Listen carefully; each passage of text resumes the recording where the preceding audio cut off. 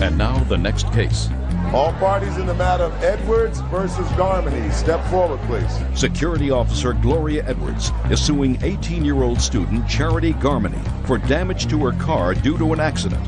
Charity says she was being chased. Miss Edwards, it is your claim that the defendant, who you don't know, hit your car. Her car was traveling in reverse. Yes. Miss Garmany says, well, it's true she was traveling in reverse, but it was really both your faults. So tell me about it. When did it happen and where? Okay, it happened April the 22nd on North Houston Street around 7:45. Where were you going? I was on my way to the grocery store. Tell me what happened. Okay, I was traveling south on North Houston Street. Which is your car? Car number 2 is my car.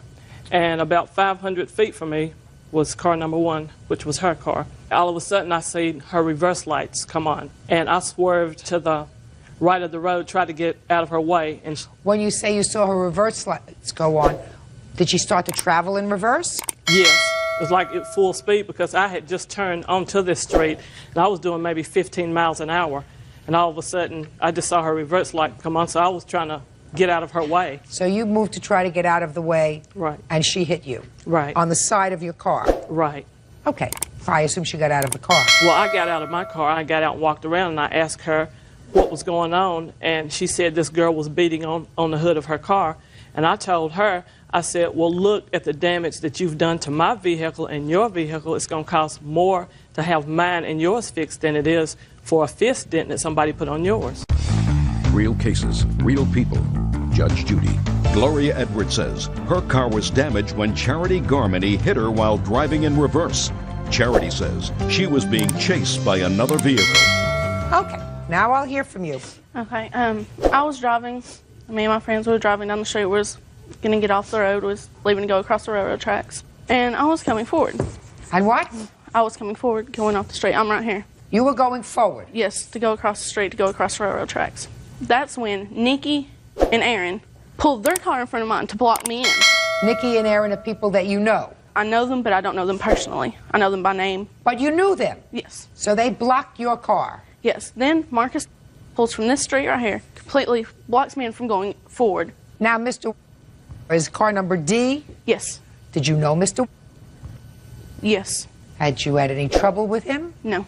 So he's blocking your car? Yes. Go ahead. So she gets out of the car and starts beating on the hood of my car, telling me to get out. The girl who was in car number C? Yes, which is Nikki.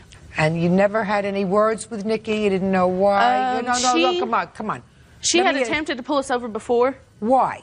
I guess she wanted to fight. Still to this day, I'm not quite sure why. Why would she want to fight with you if you only knew her by name? Because my witness, she doesn't like her. All right, so you had somebody in your car that she didn't like? Mm-hmm. My witness. And that's what this is all about? Yes. Oh, okay. Go ahead. So she gets out of the car and starts hitting the hood of my car, telling me to get out, that she's going to kick our ass. Were you frightened? Not frightened. I just didn't want to fight. I saw an appointment. Well, were you frightened when Mr. pulled his car up and you were totally blocked in? Yes, I couldn't go forwards. So you were very frightened. Were you frightened? Well, yes, but I mean, because I couldn't go forward, so she gets out of the car and tells me she's going to kick my... I can't go forwards. So I looked in my rearview mirror. I put my car in reverse. Maybe 5 miles an hour. It was slow enough. She was still beating on the hood of my car, telling me to get out. Who was she? Nikki. Who was Nikki? You're pointing to Nikki. Her witness. You're Nikki. I'm Nikki. Oh, stand up here, young lady. Do you know the plaintiff? Did you know her before this incident happened? No. Well, what's all this about with getting out of your car and blocking her car? I've never blocked her car, and I mean, I was standing on the depot corner. Me and some of my friends were standing on the depot corner, just talking, hanging out, and these girls kept riding by all day, screaming and cussing at us. That's not true. We just got there. Telling us they were going to beat us up, and I mean, just acting silly, shooting us birds, and then finally they kept riding by. And me and my friend Erin, the girl I was with, we were fixing to leave, and they come down the road, and so I was trying to stop them. And How were you trying to stop them? I was yelling at them, trying to stop them. I never touched their car. They were never blocked in. Nobody ever pulled out in front of them or anything. That's they were not never true. blocked in. Sit down. Nikki, there's a reason she went into reverse. She didn't all of a sudden have a lapse in her mind, and instead of going forward, She decided, well, I'm going to ride backwards. People don't do that. So she was clearly frightened about something. Nikki, go ahead. So I proceeded to reverse. You went into reverse because Yes. you were frightened and you wanted to get away from them. Yes. And you hit her car. No, she hit me. I was No. Your car number A, right? Yes. You she hit did her. not proceed to slow down. She instead speeded up. She even said to the police officer that she speeded up. She saw my reverse lights on. She speeded And she tried up. to get out of the way. Look at the way her car is. Miss. When you see a reverse Miss. lights on, you Miss. usually reverse. No, you don't. You try to get out of the Or way. you reverse. I was not that close to her. She sped up to go around me. She tried to get out of the way. Look at where the damage is. Look, miss. Look at your photograph. Look at it. That is a photograph of somebody who's trying to get away from you. Going that way, trying to get away from you because you're going backwards. If she sped up, she would have hit you straight on. She's trying to get away from you. Duh. Okay. The lesser of the two estimates that you have is 2616. Yes. You have a photograph of the damage? Yes. Can I see it, please?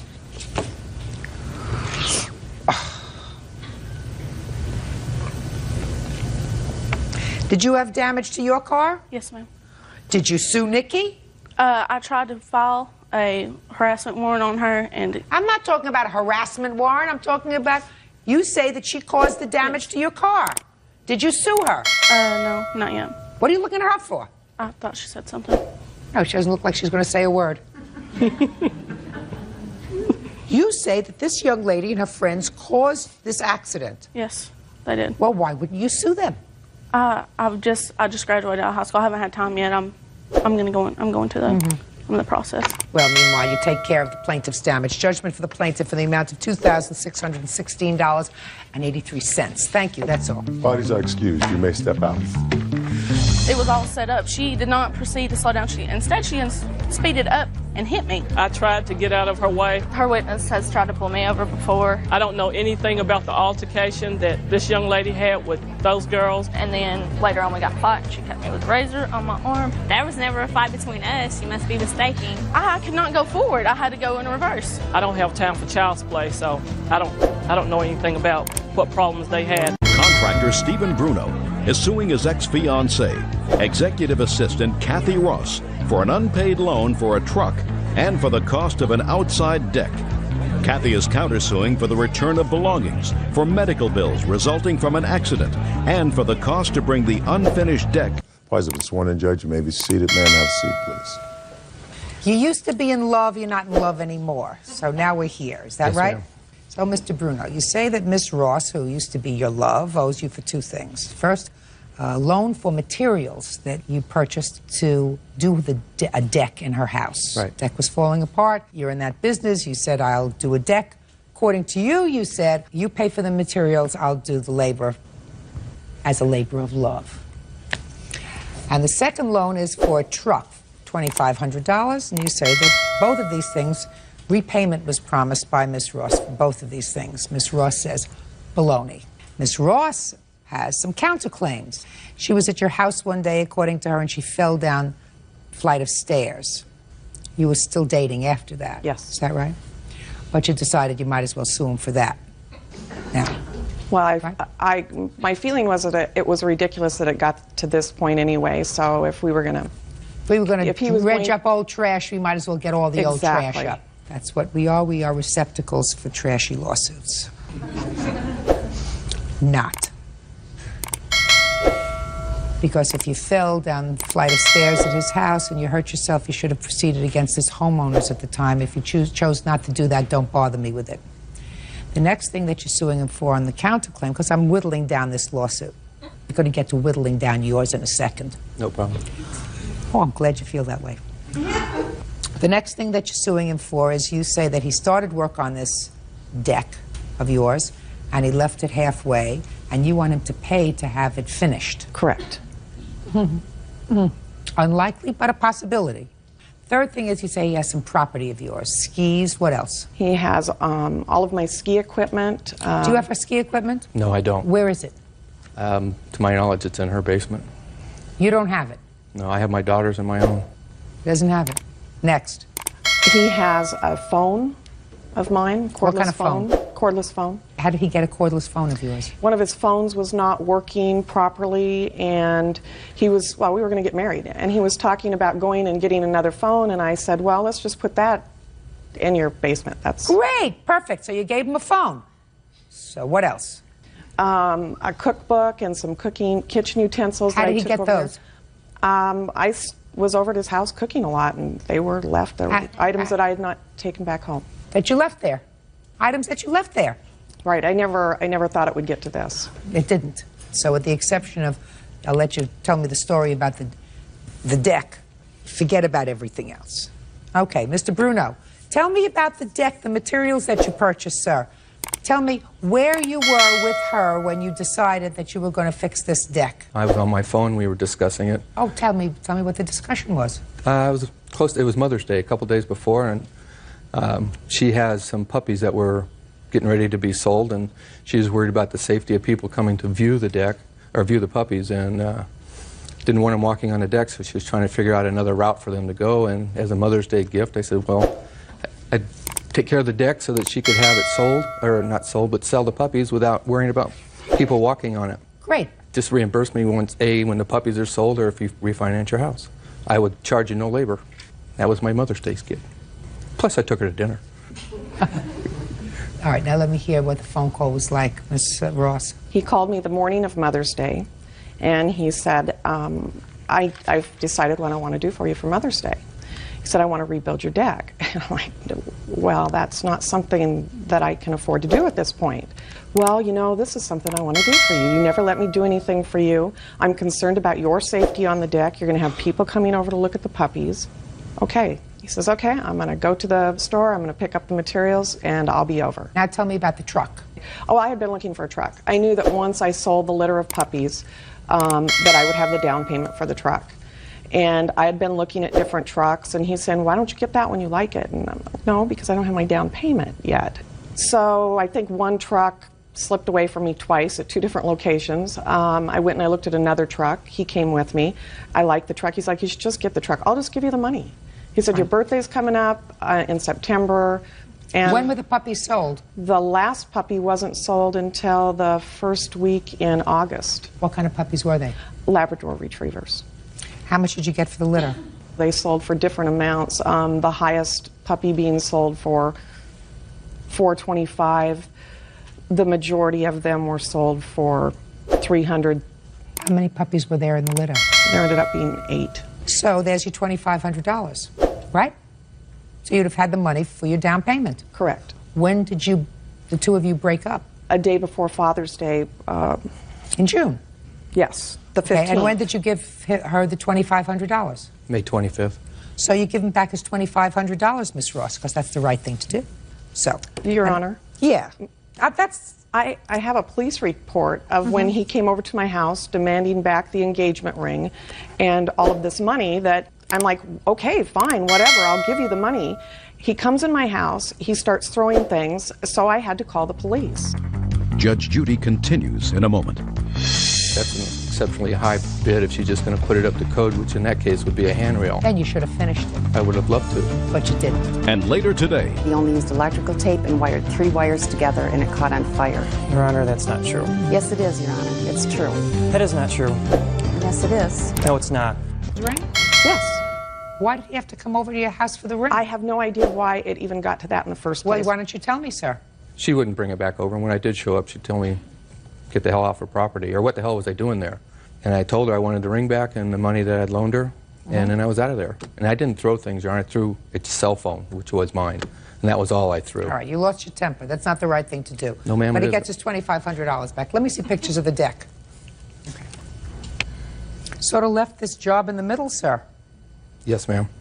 I loaned her the money for the truck, and I didn't have the money to finish the deck. So what you're saying to me is you loaned her the money for the truck, and because you loaned her the money for the truck, you didn't have enough money for the materials for the rest of the deck. In part. You understand where I'm going, Mr. Bruno. That's what the problem is. You're trying to anticipate where I'm going. You took a house that looked okay. Now, it may not have been okay, but it looked okay. It was an unsafe. And it doesn't look okay now. It's better than what it was, ma'am. No, it wasn't. No. Yes. People would This is before, They stepped through that and this deck. is after. There's no railing. There's no guard railing. No Is that railing. right? That's right. And there's not even a full floor. Right. I got it. Can I see the cheapest estimate that you got to finish this deck? I think you say in your counterclaim that it was $1,800. Is that right? Yes.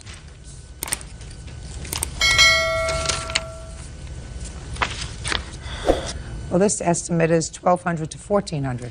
Right, and there's a big, the other one is for $3,200, and I don't know why the difference in the two is I so don't know large. either.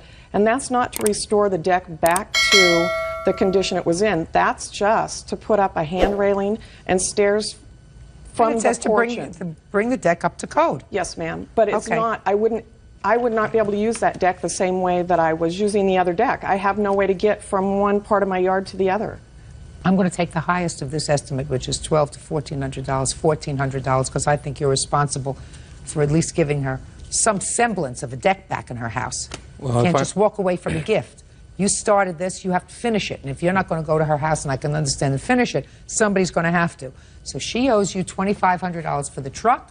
From that, I'm deducting $1,400 for the deck. She owes you $1,100 for the truck. Your Honor, in regards to that, that's an exceptionally high bid if she's just going to put it up to code, which in that case would be a handrail at $2 a foot. And you should have finished it, I would have loved to. but you didn't. Judgment for the plaintiff in the amount of $1,100, which is the difference between fixing the deck and the $2,500 she owes you for the truck. That's all.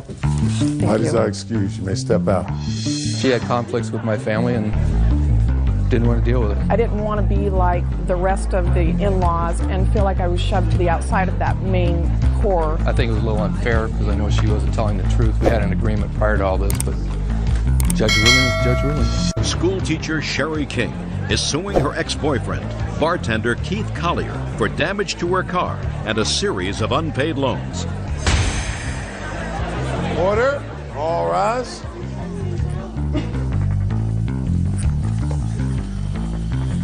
Your Honor, this is case number 363 on the calendar in the matter of King versus Collier. Parties have been sworn in, Judge. You may be seated. Folks, have seats. And it was your former boyfriend. First, you say about a little more than a year ago, he had an accident with your car, which you paid for, which he said he would take care of. Then you claim to have expended a certain amount of money for remodeling of a condo that he had purchased, also with the agreement that he would pay you back. When you broke up, somehow you got him to sign a promissory note for all this money, or I think $3,200. Mr. Collier says the following. He said that you caused the accident to the car yourself, that he never borrowed any money from you, that the remodeling that you did to the condo, which had belonged to his uncle, was your own choice. The only reason he says that he signed this promissory note was that you were holding some money of his that you had gotten your hands on. You told me you wouldn't give him the money unless he signed the note. So he signed the note under duress. That's your defense. Yes, Your Honor. When was this accident with the car? It was back in July of 2001. And tell me about the accident with the car. We were leaving a parking garage in Ybor City, and we were looking for the ticket that you give the attendant whenever you leave, and we couldn't find it, and we had pulled in already, so he went to back up, and as he backed up, he tore the whole bumper off the front of the car. So it's the bumper that you're talking about? Correct. You remember that, sir? Yes, Your Honor. I don't remember it that way, though. Who was driving? I was driving. Okay. So do you have insurance? Yes. So did the insurance cover the damage? No, my deductible was $500, and it only cost $335. Okay. Did you agree to pay that? I never agreed to pay that, Your Honor. So give me your version of the events. You're driving, the bumper comes off the car. How did the bumper come off the car? I actually wasn't driving. We had gone to the You parking... just told me you were driving. Oh, I was in the driver's seat. We had just backed out of the parking garage spot that I was in, that she had parked in. Yeah. And the angle that I pulled back, that, you know, having no idea how she had left the wheel cocked, it caught on the edge of the wall and it ripped her bumper off. The wall didn't move, sir. The car moved. I agree, Your Honor. Good. Okay. So that's $335. Did you ever say that you would pay to have that bumper repaired? No, Your Honor. The reason I agreed or told her I wouldn't pay her back for that is the fact Would that... or would not? Would not. Is because she was drunk. Too drunk to drive, asked me to drive, handed me the keys, and that's the only reason I was driving. I was trying to do her a favor. Is it true that you gave him the keys to the car because you had been drinking? Yes. Okay, fine. Don't drink. What's next? I had loaned him, actually first he started living with me and he agreed that he would pay 1/3 of the rent and 1/3 of the utility bills. For how many months? Just for 1 month. And what's the rent? It was $800 and we divided it and he would have paid $266 for the rent and it was $74 for 1/3 of the utility bills.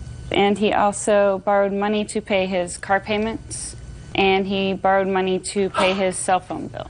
What was his car payment? I don't have that written down exactly. $158.73, Your Honor. And I paid it quite a few times. And I probably have paid it more times than I had even. I can't keep track of that. What kind of a way is that to have a loan, madam?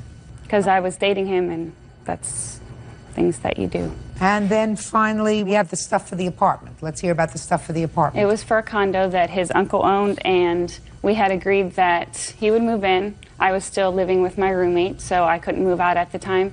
And I said that we agreed that whenever time came that my lease would be up, that I would buy the place from his uncle, and that's why I would do the remodeling, and that he would also pay for that. That you would buy the place from his uncle? Mm-hmm.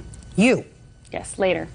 You, not the two of you, you would buy the place for his uncle, so you were going to remodel it for when you bought it? Correct. Had you discussed that with his uncle? No. Just with him? Just with him. Well, what made you think his uncle wanted to sell it? He discussed him buying it from his uncle. He owner leased it to me, Your Honor. So he was selling it to me. And you discussed selling it to her? Yeah, yes, Your Honor, yes. And that's why she decided to remodel it. Is that right? Correct, Your Honor. And then you decided not to sell it to her. Is that right? No, she left, Your Honor. Or she left. Whatever. Listen, I'm telling you this, Miss King. I'm unimpressed with all of these loans that you claim. Without a promissory note, the one that you say you have, yes, I do, Your you Honor. wouldn't get any money. I'm going to tell you why. Because if you remodel this place in anticipation of you purchasing it, so you were really remodeling it for yourself, there was no loan to him of that money. You remodeled it because you were going to live there. That was your foolishness. You don't remodel a place until the title of it is in your name. Correct. You want to do it fast? You do it fast, that's your problem. So now I'm going to take a look at the promissory note.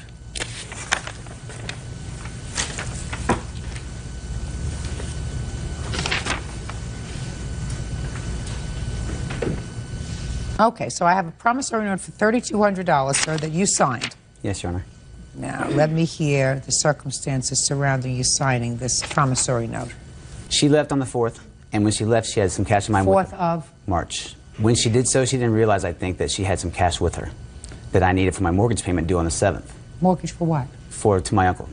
You mean your rent? Well, he's taking it off the principal, so he's selling it. He's holding the note for me. But the mortgage payment was due on the 7th, and on the 4th, she left with my cash.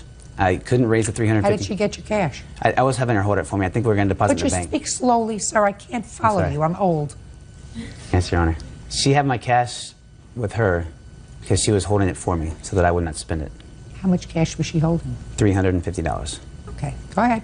And on the 8th, a day after my mortgage was late, she agreed to go ahead and give me the cash, but only if I would sign the promissory note. Since I know their means of getting the cash that quickly, I went ahead and signed the note. Did you have his money? Yes, Your Honor. He had been staying at my place and left it. And so you took the money and said you want your money back? Is that right? Well, it was in my... No, you want your money back? You're going to sign this note? Correct, Your Honor. Is that what happened? Yes. Okay. That's duress. You can't do that. Judge Judy will continue in a moment. And later today... She wanted you to get out of the car? Yes, that way she could fight me. She grabbed my windshield wiper. She smashed it because she was really mad and broke it. And then with her both fists, she was really pissed, boom, then my car. Real cases, real people. As I said to you before, Miss King, but for the promissory note, I would find that there was never a loan made. With regard to the automobile, you were drunk, which is the reason he drove. He's backing out of a spot, not purposefully. He wasn't backing out of a spot. He was backing out of the actual toll booth that he had pulled into. I did not pull into there, Your Honor. Whatever it was. But for the fact that the two of you had broken up, there's not a question in my mind that we would not be here over this bumper damage to the car. When you drive a car, you drive someplace, you go out, you're not supposed to get drunk so you can't drive at home.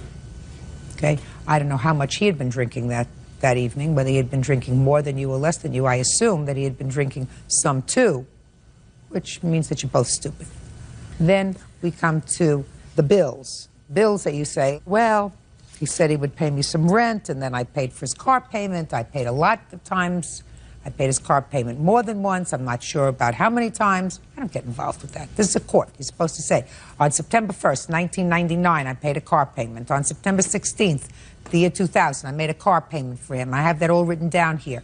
This is his car payment. He asked me to please advance it, and if I would, he would pay me back in a month. That's not what this is all about. This is about a boyfriend and girlfriend situation where you give him money. I don't know whether he ever gave you money. No, Your Honor. Probably not. Well, that means that you're not too... Right?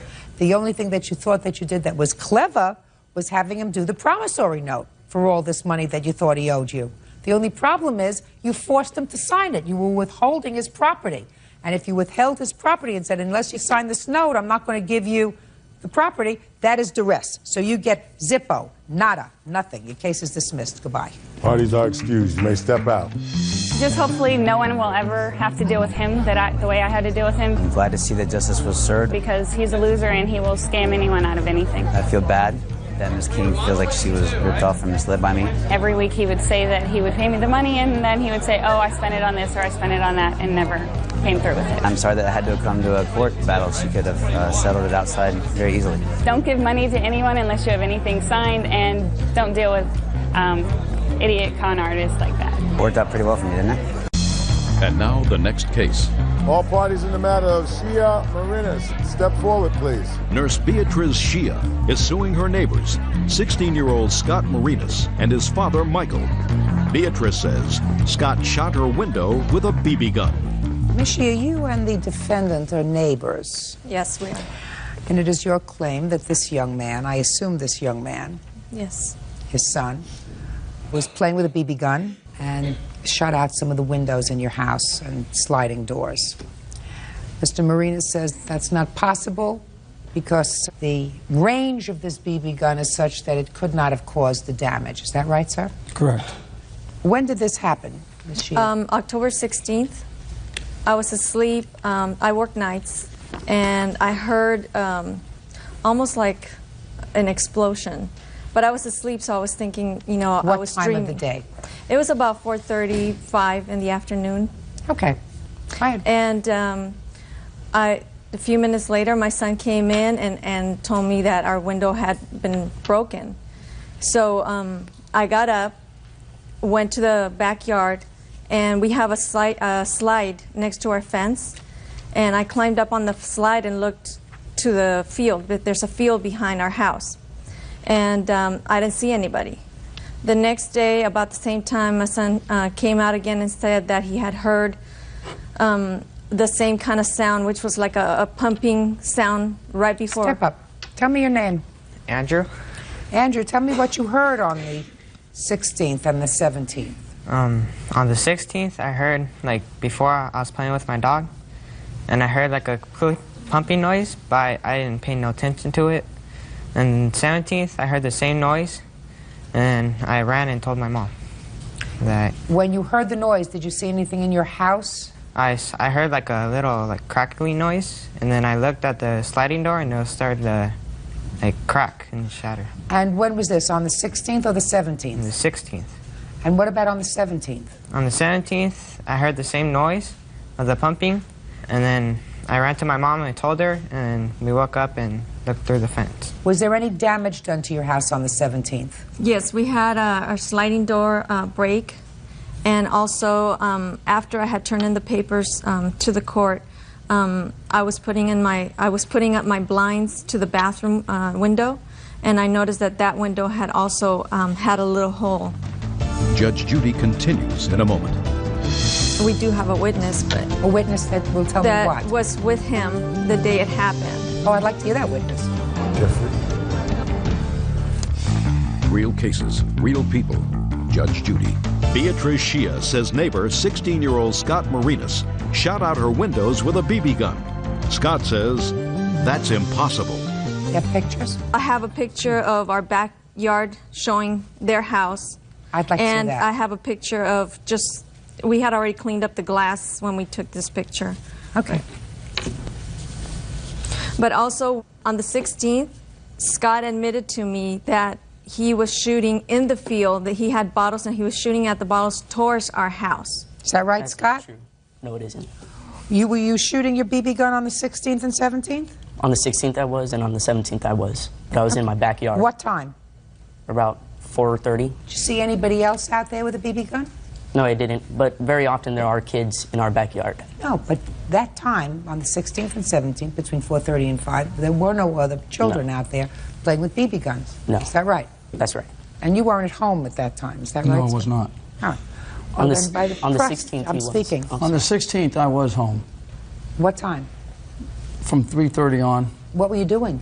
I stay in the house or work in the garage, and he goes outside. Where I understand this, you're not supposed to play with guns in a residential area, and I have pictures here to show that we don't live in a residential area. My home is backed up against the National Forest. I have no neighbors behind me. At between 4:30 and 5 o'clock in the afternoon on 2 separate days, the plaintiff had windows or glass shattered in her house. At that same period of time, your son was out playing with his BB guns. He acknowledges that he was out playing with his BB guns.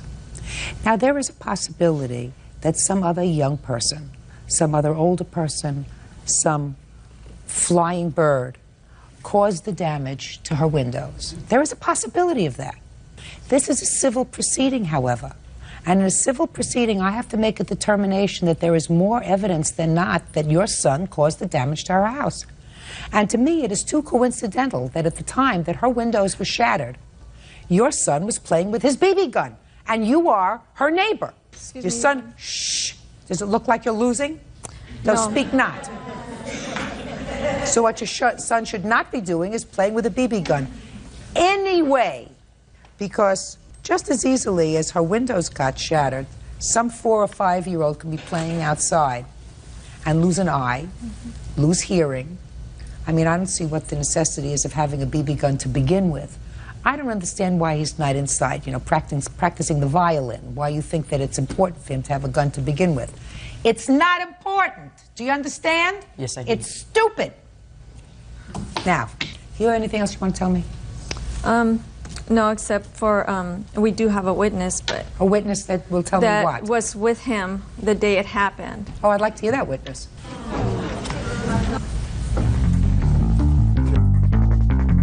Judge Judy continues in a moment. Jeffrey, were you playing outside on either the 16th or the 17th of October of this year with Scott? Yes. The day I went over there, he had the BB gun out. Was he shooting the BB gun? Yes. Did you hear anything break? No. Did this lady come to the house? Yes. Your Honor, actually, I didn't know anything about Jeffrey until his father is the one that mentioned to me that if it wasn't for Jeffrey's fault that, you know, Jeffrey asked Scott to take out the gun, I never would have known that Jeffrey was even involved. So after I talked to his father, and his father said, no, you have no proof that my son did it, you have no witnesses, he actually gave me the witness. And then, you know, that's when I talked to Jeffrey. Okay. And I'm asked glad him that- what happened. I'm glad that you came. It was important that you come and always tell the truth. Testimony wasn't necessary. I have to find that there's more evidence than not that you caused the damage to her house, and I find that that's true. You didn't have to play with guns. Guns are for people who can't use their words. If you can use your words, you don't need a gun. Get smart. Use your brains. The other thing is stupid. Now let me see what the damage was done. You had 2 windows broken. Is that right? Yes.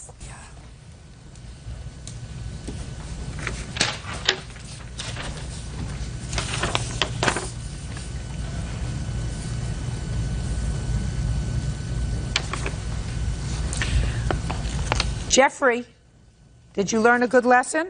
Yes. What's the lesson you learned? Do not play with guns where you can get someone hurt. How about just not playing with guns, period? Right? Yes. That'd be smarter. Judgment for the plaintiff in the amount of $1,429. That's all. Thank you. Parties are excused. You may step out. She came over to my house and just said, I think your son shot out my window. Give me $1,000. I was upset that day, and I was yelling at Scott. There's always kids up there shooting. He had told me that he was shooting towards my house. Everything that he said to me, he's denying. He's denying that he even told me that he was shooting towards my house, and he had told me that he was shooting towards my house. And now the next case. All parties in the matter of Brown versus Knox. Step forward, please. College professor Daniel Brown is suing his former student, 22-year-old Rebecca Knox, for a class trip to Europe. Do you have a PhD? No, no, ma'am. So you are Mr. Brown? Yes, yes, ma'am. Mr. Brown, you are a professor? Yes. At the college level? Yes, ma'am. And the defendant was a student of yours? Correct. According to you, you made a loan to her in order to enable her to accompany you last year, along with some other students, on a trip to Europe. Yes. And she has not paid you back. Correct. Ms. Knox acknowledges that you gave her the money for the trip. She said there was never any agreement to pay you back, and it was a gift. Totally untrue. Just a minute. Is that your defense? Correct. No. You acknowledge that he gave you this money? Correct. When did he give it to you? I believe it was in February of 2002. I want you to tell me, the circumstances surrounding him giving you this money. As he had said, he takes a group of students each semester across the seas to different locations in Europe. Okay, how many students does he take? It depends on how many are actually interested in going. How many were interested in going on the trip that you went on? We had 5 girls and 1 boy, so there were 6 of us. Okay, so tell me what happened in February. I had actually expressed interest in going. The trip was... What do you mean you expressed interest? What does that mean? The trip was to Ireland, England, and Scotland, and I've always wanted to travel. I'm a history major, and England is actually my basis of what my emphasis is going to be. And so I went to his office, and I just asked for a little bit more information about the trip, and I got brochures and the cost and the itinerary, and I took the information home. I looked over it, looked at the money. It was a little bit out of my reach. I didn't have the money saved up quite yet. How much was the money? $2,500. Go ahead.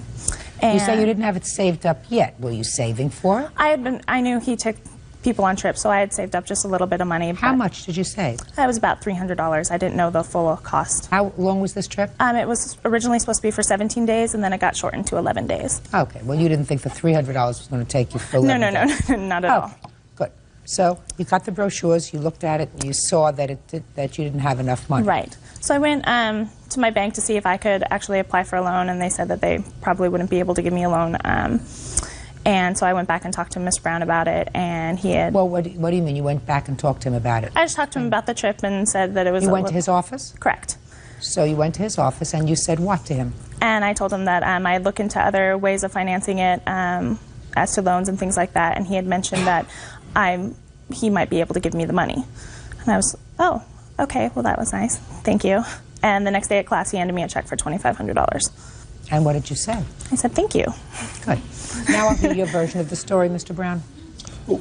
Your Honor, a great deal of what she says is true. The one emphatic word I would leave out would be give.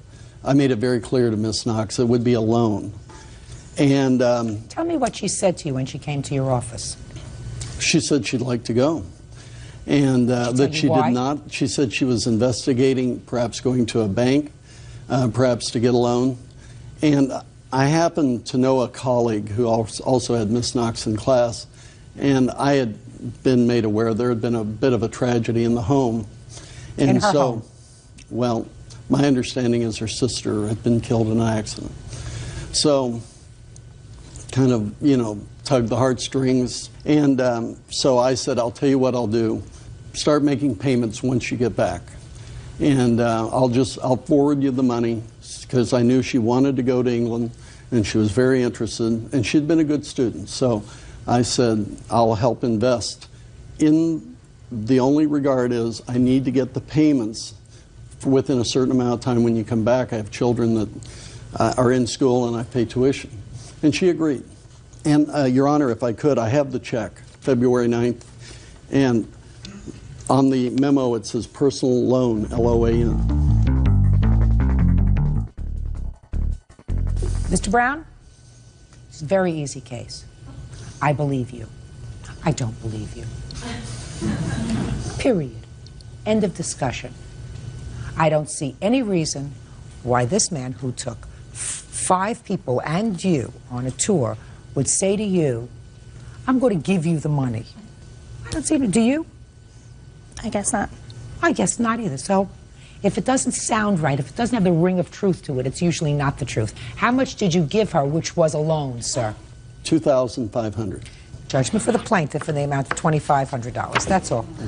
Parties are excused. You may step out. It was a bit of an ordeal to try and get to find Miss Knox. I just didn't believe I owed him the money.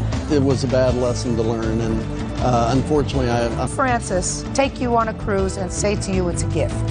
Because I was ill. Technician Philip White is suing his neighbor, electrician Cesar Vargas, for shooting his Rottweiler named Bones. Cesar says Bones was in his front yard threatening his daughter. Order. All rise.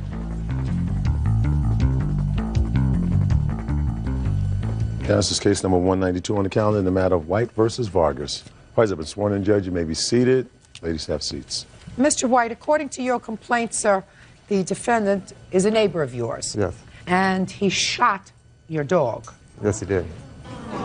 Shh. The dog survived. Yes.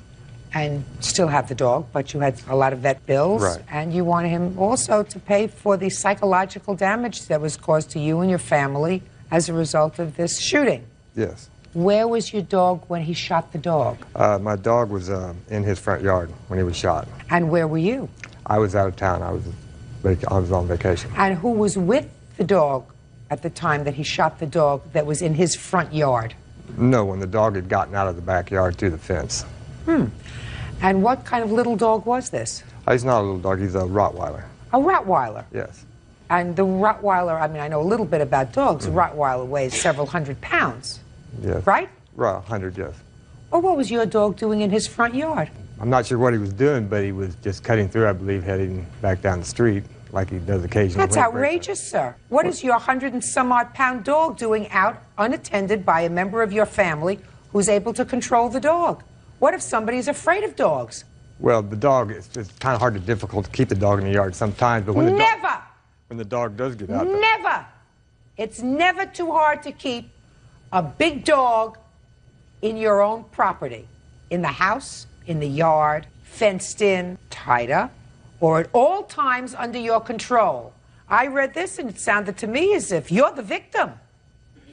You're not the victim. Your dog is the victim of your negligence. Is this your wife? No, it's my neighbor. Who else lives in your home? No one. Just you? Yes. When you went out that day, where did you leave your dog? In the house. Well, then how'd the dog get out of the house? Well, I had a carpenter there working on the house who had gone out to get some wood. The dog had come outside to go to the bathroom. He'd carried the wood back into the house and then heard the shot. This is what your carpenter is telling you. Yes, this is what I was But your dog's gotten out before. Yes, he has. Right. Well, that's what I gather. And you're here as a neighbor to tell me it's a sweet, loving, friendly dog that you're not afraid of. Is that right? Correct. I don't care. Some little 5-year-old might be afraid of a 150-pound Rottweiler that comes walking up to them, even if it's the friendliest dog in town.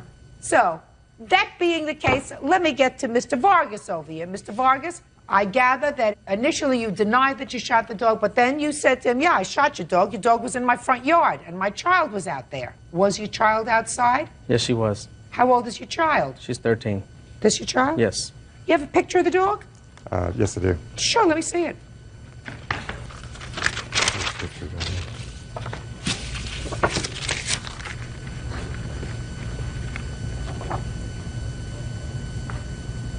Looks like an absolutely lovely, lovely dog. For you to keep in your house, under your control, not to think it's just such a wonderful dog, everybody's going to love it. Well, I don't feel it that way. I know the dog looks like it could be, very dangerous, but he's not by any means. As a matter of fact, my neighbors all know the dog very well because, like I said, the dog's kind of he's been raised around humans. He's never been with other dogs. He thinks he's human himself. Everybody who comes over, he meets him at the front door to be petted. He's a loving dog. All the neighbors love him, of course. Like I said, he's never had any incident before where he's caused any damage to anyone or even threatened anyone. Listen, Mr. White, this dog is doing what this dog has been trained to do, which is he's a block dog.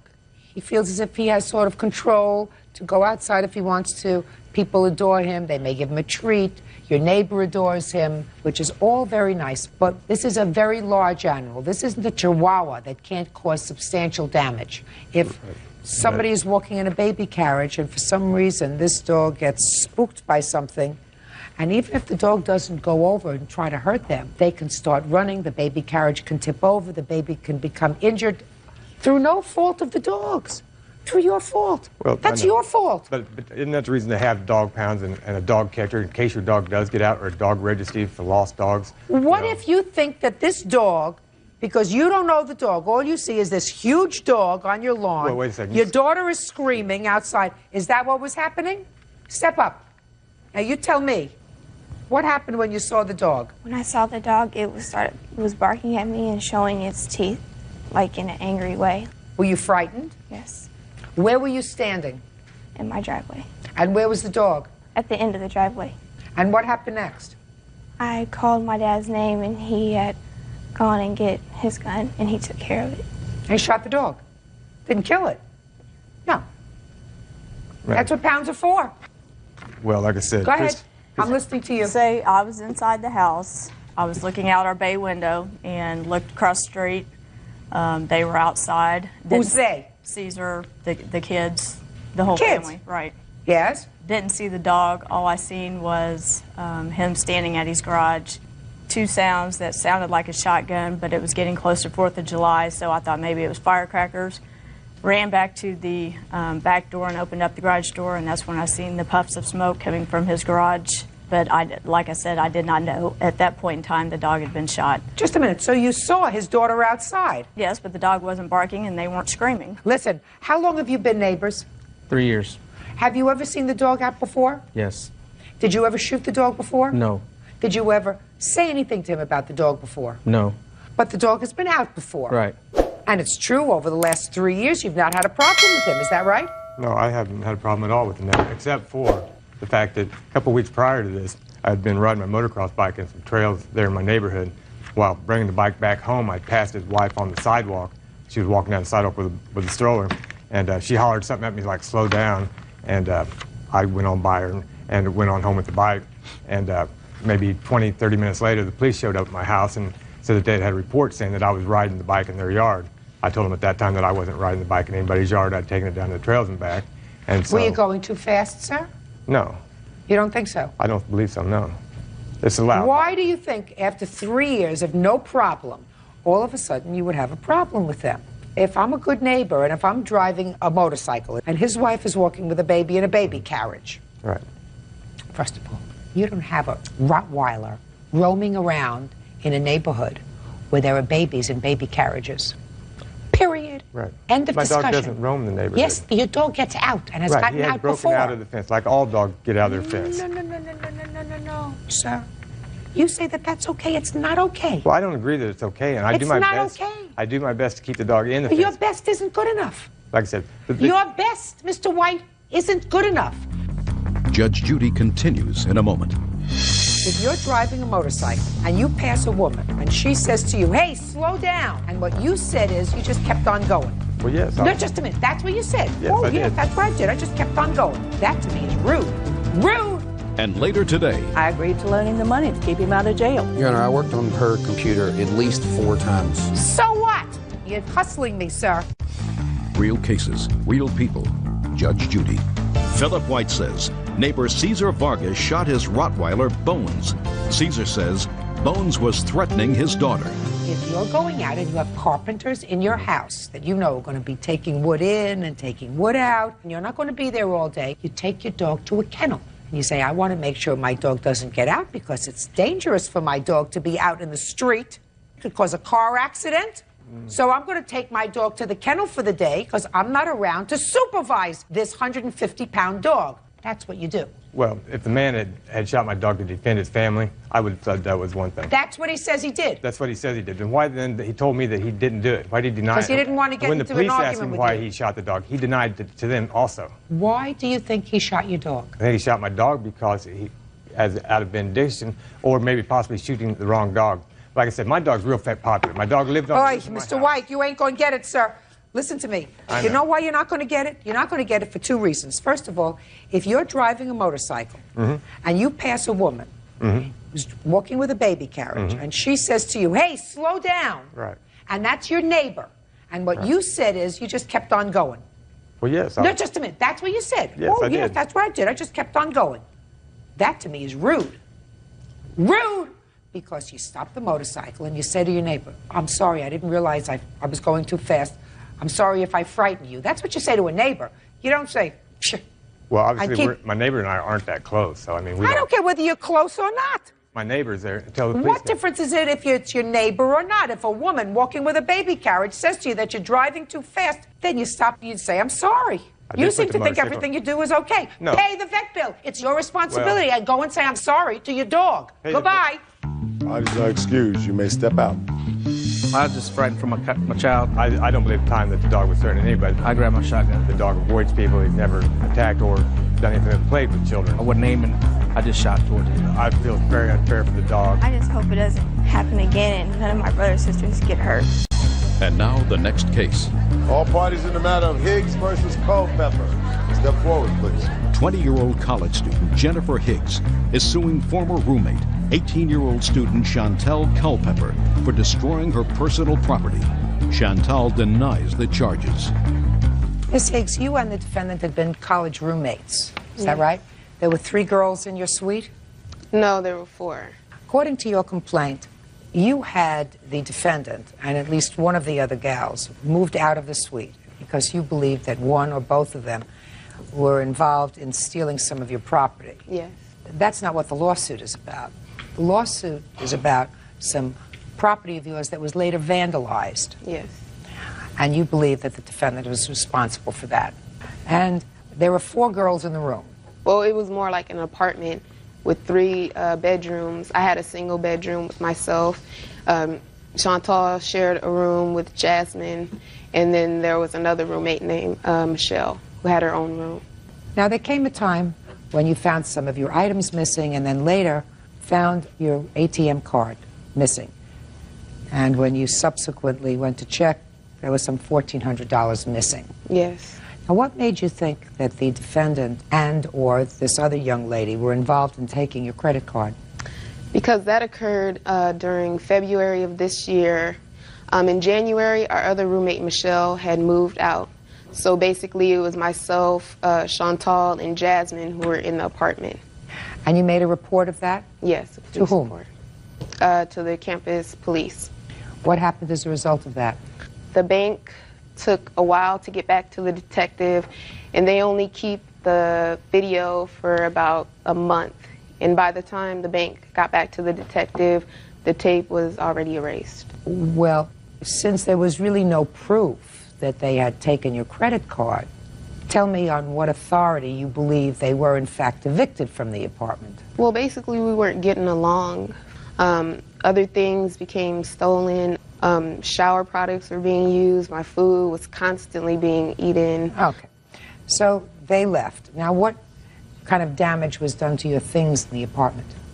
The new handle was broken off of my bedroom door. It had been locked when I left. All the wires to the electrical things in my room were cut, like my TV, my PlayStation, my clock radio. Yes, it was actually cut. Real cases, real people. Judge Judy.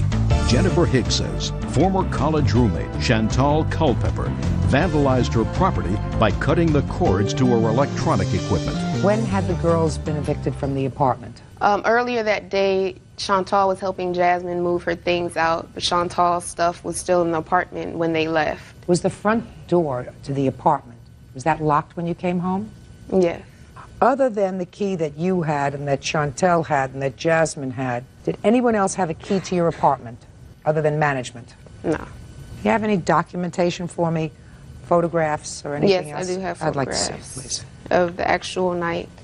And I also have police reports. Let's see the photographs first.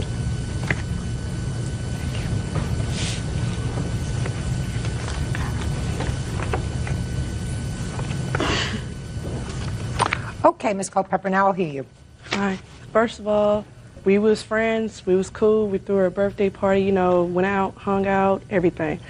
We didn't find out about the credit card until housing told us that Jennifer had been going about writing down reports and everything, and we thinking that we was cool, you know what I'm saying? We were just friends.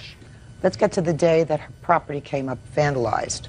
We wasn't under the impression that her property was vandalized because we had moved. Jasmine had helped me move out later on that night because we was already being kicked out of that apartment due to her saying that we was wasn't getting along. Are you living together, the two of you? No. You still friends? Yes. Have you remained friends? Yes. Mm-hmm. One of the two of you cut the wires in her room. No, we did not. Yes, you did. Oh, yes, you did. You were angry. About what? About what? About being evicted from the apartment. 3 keys. My wire was cut 3 too. keys. I don't believe that she cut the wires on her own property and broke down her door. The police report indicates that the front door to the apartment, which was opened with a key, was not damaged. The only door lock that was damaged was the door to her room. The only people that were angry about the situation, as you've just described, you thought everything was cool, everything was wonderful, and all of a sudden you're evicted, were the two of you. The problem is, she doesn't know which one of you did it, or which one of your boyfriends did it, or whoever was helping you move did it. She doesn't know that. But it's clear to me that one of the two of you know who did it. No question in my mind, madam. Okay. But like I said, we was moving out that night. Nothing was wrong with the apartment when we left. So you mean somebody else just went in there? No, she has the window onto the balcony. Anybody could have broke in there. She could have came in there. Let me tell you why nobody did that except the two of you. Because if they came in to steal something, they would have come in and taken the property. They didn't take it. All they did was vandalize it so she couldn't use it. Now that's done by somebody who doesn't like her. Do we understand each other? No, I'm sorry, I don't. Well then, what year in college are you? I'm a freshman, going on to my Well, maybe you'll understand when you're a junior.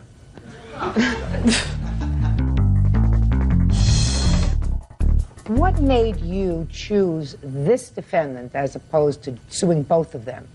Because with the front door, it actually records whose key was used. Oh, and what time they used it? Yes, I have a report from school, and it shows the times that she entered it. She entered 5 times while I was gone that night. So that's why you chose her? Yeah.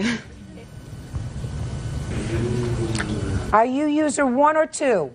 I don't know. They never gave me a copy of that. They said that was only for the plaintiff. They never gave me no information on Well, nothing. let me give you this. You are user 2. I was moving that night along with Jasmine helping me. So I had to come in and out the door. We are not allowed to keep the door open. So yes, I did use my key. When I came home, my wire was cut off my TV. Did you make a report of that? Yes, I did. When? May 12th.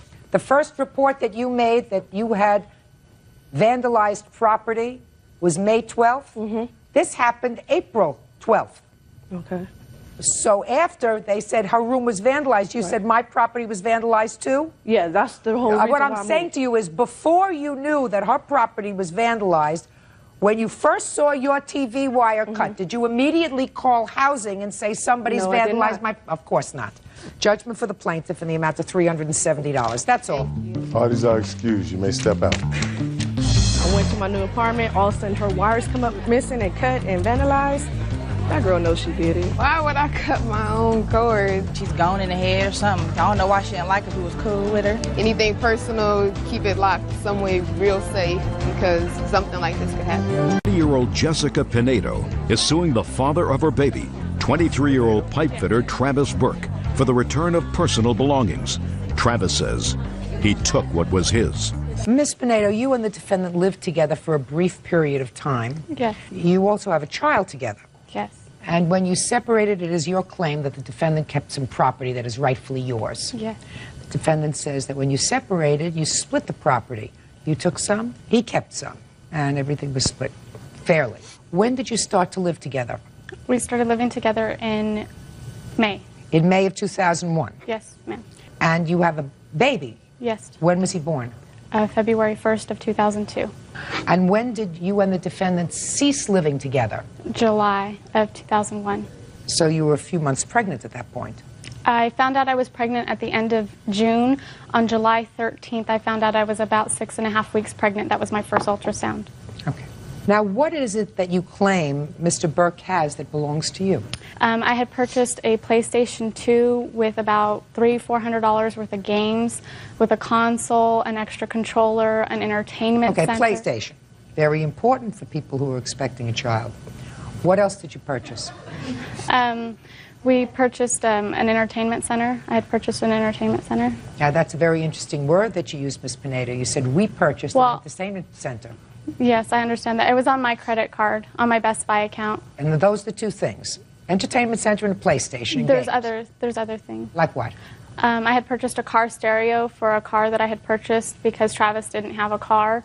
So it was too hard for me to get up and have to take him to work and then have to go to work as well. Yeah. So? So I purchased a car and I had put a new stereo and speakers in it. So? And when we had broken up, I had asked him for the car back. And he refused to give me the car back. I had reported the car stolen. And then he went ahead and returned the car because he knew I had reported the car stolen. And when he had returned the car stripped of the stereo, stripped of the speakers, and had locked all the doors, didn't leave me with a key, and I had to pay $150 to have a key made for the car. Now, what else was purchased that you did, in fact, take with you when you separated? Because that's his defense. Right. Well, everything else that I had taken with me, I had already had when we moved in together. I had my computer desk with my computer and my bed. What did he purchase? He didn't purchase anything for the apartment. Well, he came to the apartment with a couch. Mr. Burke, you say she got the TV and the DVD player. That's stuff we had bought together. Did you take a TV and a DVD player? Yes, ma'am. You did? Yes. Who purchased that? I did. You mean you put it on your credit card? Yes, ma'am. Who paid for it? I'm still paying for it to this day. And you mean he contributed nothing No. to the TV and the DVD player? No, I've made all the payments on my credit cards. In what month were they purchased? To be honest with you, I don't remember. They're on the receipts. The A dates week are on the prior receipts. to moving into the apartment together. We went shopping. She did have a Best Buy card. We bought a refrigerator, TV. She had bought me a DVD player before. It's the stereo and everything for the car, all gifts, PlayStation 2. There wasn't $400 worth of games. All that stuff was considered gifts. Bull! The stuff for the apartment wasn't gifts, but the other stuff, personal items to me. Why does she need to buy a stereo for me? Just a second. Are you playing with me or what? No. All right. A refrigerator isn't a gift. I said the stuff for the apartment was not considered a gift. Okay. PlayStation is for the apartment. An entertainment center is for the apartment. A TV is for the apartment. A DVD player is for the apartment. When you talk about personal gifts for you, you're talking about underwear. There's a difference between underwear Maybe or that's a belt what you buy or your socks. husband, but that's not what she buys me. Well, maybe not. How much you pay in child support? $380 a month. Since when? Since the judgment was last month. The judgment was made on May 2nd, Your Honor, and there has not even been one check that I have received yet. I had called his work this week, and they said that they would be taking the first payment out today. So far you haven't paid anything? No, that's the wrong. No, he has paid when the baby was first born. Before we went to court, he did pay when he felt like paying. Okay. Let me see your bills. I want to know what you took out. You took the TV? Yes. You took the DVD player? Yes, ma'am. You left him the refrigerator? I did not leave him the refrigerator. When I moved out, I only had 2 friends and my mother to help me. No, move. I'm asking you. You bought a refrigerator that stayed in the apartment? Yes, it had stayed in the apartment because I couldn't move it. When I came back to move it, it was gone. Why were you going to move it? Because I was moving out. 2 days after we broke up, I was driving to go get my oil change, which was... Listen to me. Was he working at the time that you were living together? Yes, ma'am. And you were working? Yes, ma'am. What kind of work do you do? I now lay gas lines for What were you doing then? Working in a machine shop. Okay, and what kind of work were you doing? I'm a pharmacy technician. Okay, were you earning similar money? I was earning double to what he was earning. And were you putting all your money into the bank? Into a joint account? You had a joint account? No, we did not have a joint account. How did you work out the bills? He paid half, I paid half. Half the credit card bills? Half the credit card bills he never paid. Half the credit card bills had been run up on plastic surgery and other items for herself before we were together. I'm talking about after you were together. I'm talking about how much money you gave her. When those bills came, I paid half of them. He paid half the utilities and half the rent. Do you have any checks with you to show me that you paid? No, it was a cash transaction. I didn't know this was going to come to this a year later. Right. You know, we were together, and that's how relationships work. Right. And all of this stuff was purchased at the time that you were living together? Yes. Okay. Now, what did you leave with? When I left... TV, VCR. Yes. What else? The DVD player.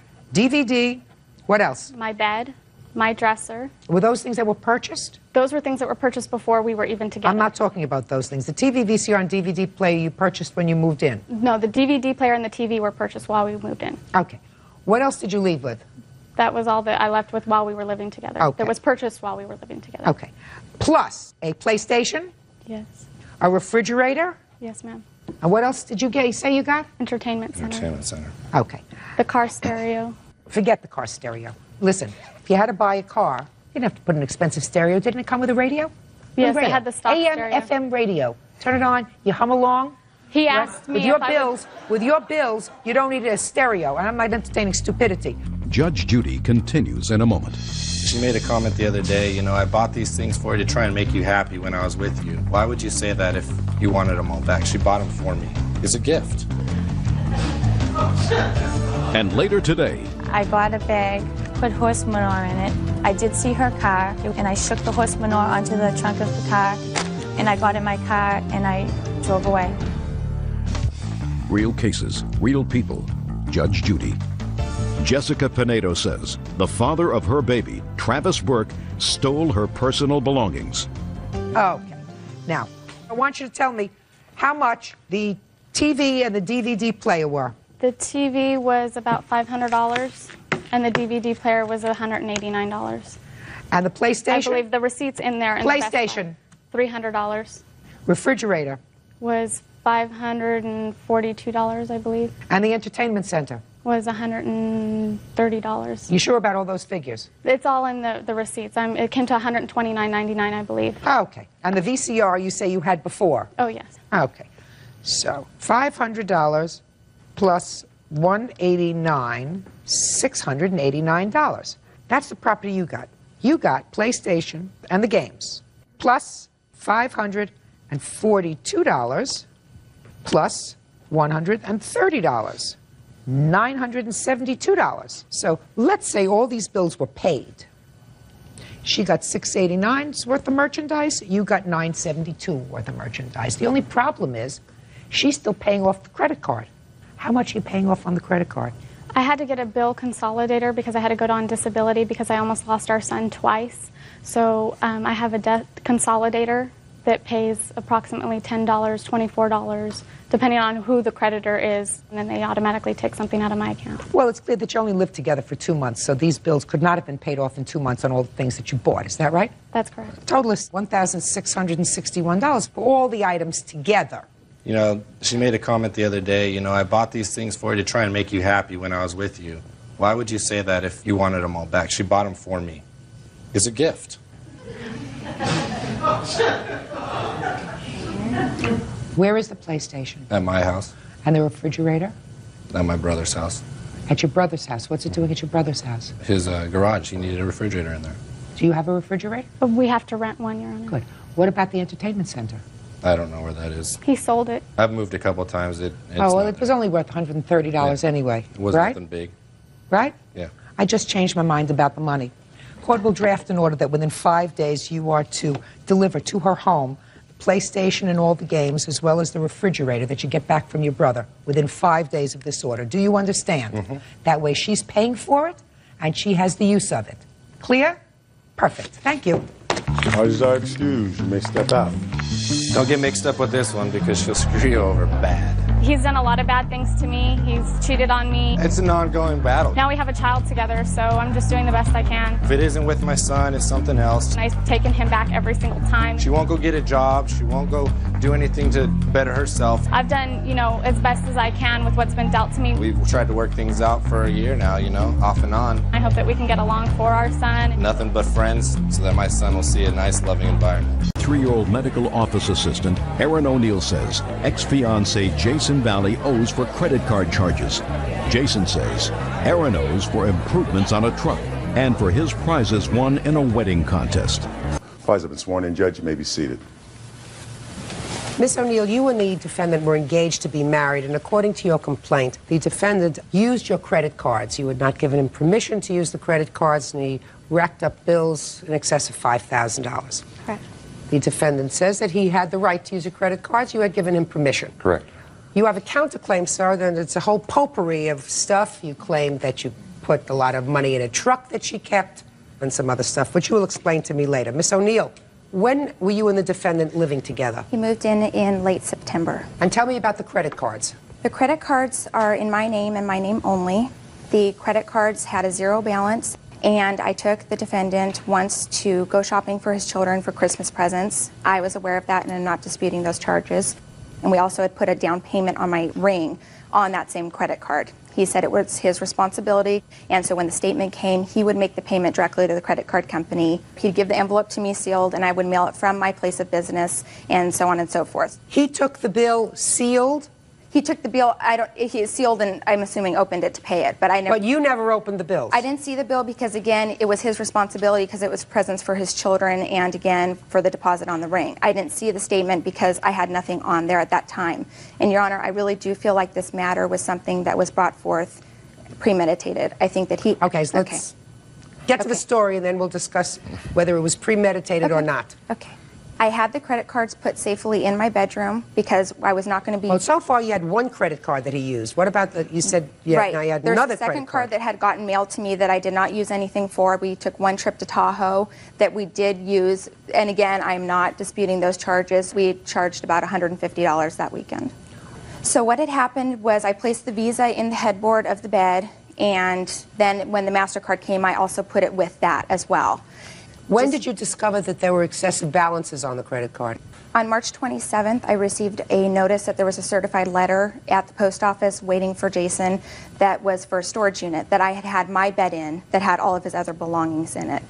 So I was a little suspicious because obviously it wasn't a Christmas card, it was probably an eviction, and that means that he was back a couple months. So I confronted him that evening and I asked him, how are we doing on the bills in general, my ring, the storage, little things like that. He said, oh, honey, we're caught up, we're fine. And he also got offended that I would even ask him something like that. So he was at that point lying to my face. So that morning when he left for work on the 28th, I went through a side of his bed that there were drawers that he kept a number of receipts and tax return information. When I found the credit card statement, I noticed that I also found forged receipts that have my name forged in his handwriting, and also a lot of the receipts in his possession matched my credit card statements with an outrageous balance. So what was the balance? The balance on the credit card was almost $6,000. That was the Visa, and the MasterCard was about $1,500. You have those statements? Yes. I'd like to see them, please. Did you want to see the forgeries too? Yeah. Okay. These are the receipts, and then these are some information along with my copies of my time card as to... No, just give me the receipts, please, and the balance that you found on each of the cards.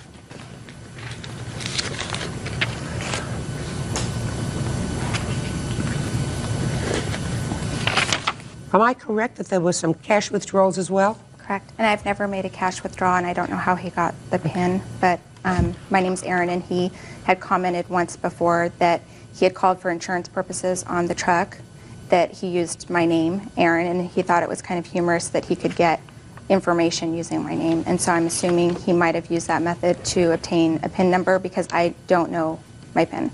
I've never used cash advance. Did you ever get a PIN number yourself? I never received one myself. I don't know if one was ever mailed or, because I don't use that. And Your Honor, on a lot of the forgeries too, he's misspelled my name, so. Okay, your turn. Okay, Your Honor, I have some proof here, some letters here showing that she did give me permission to use the credit cards. Mr. Valley, let's start from the beginning, sir.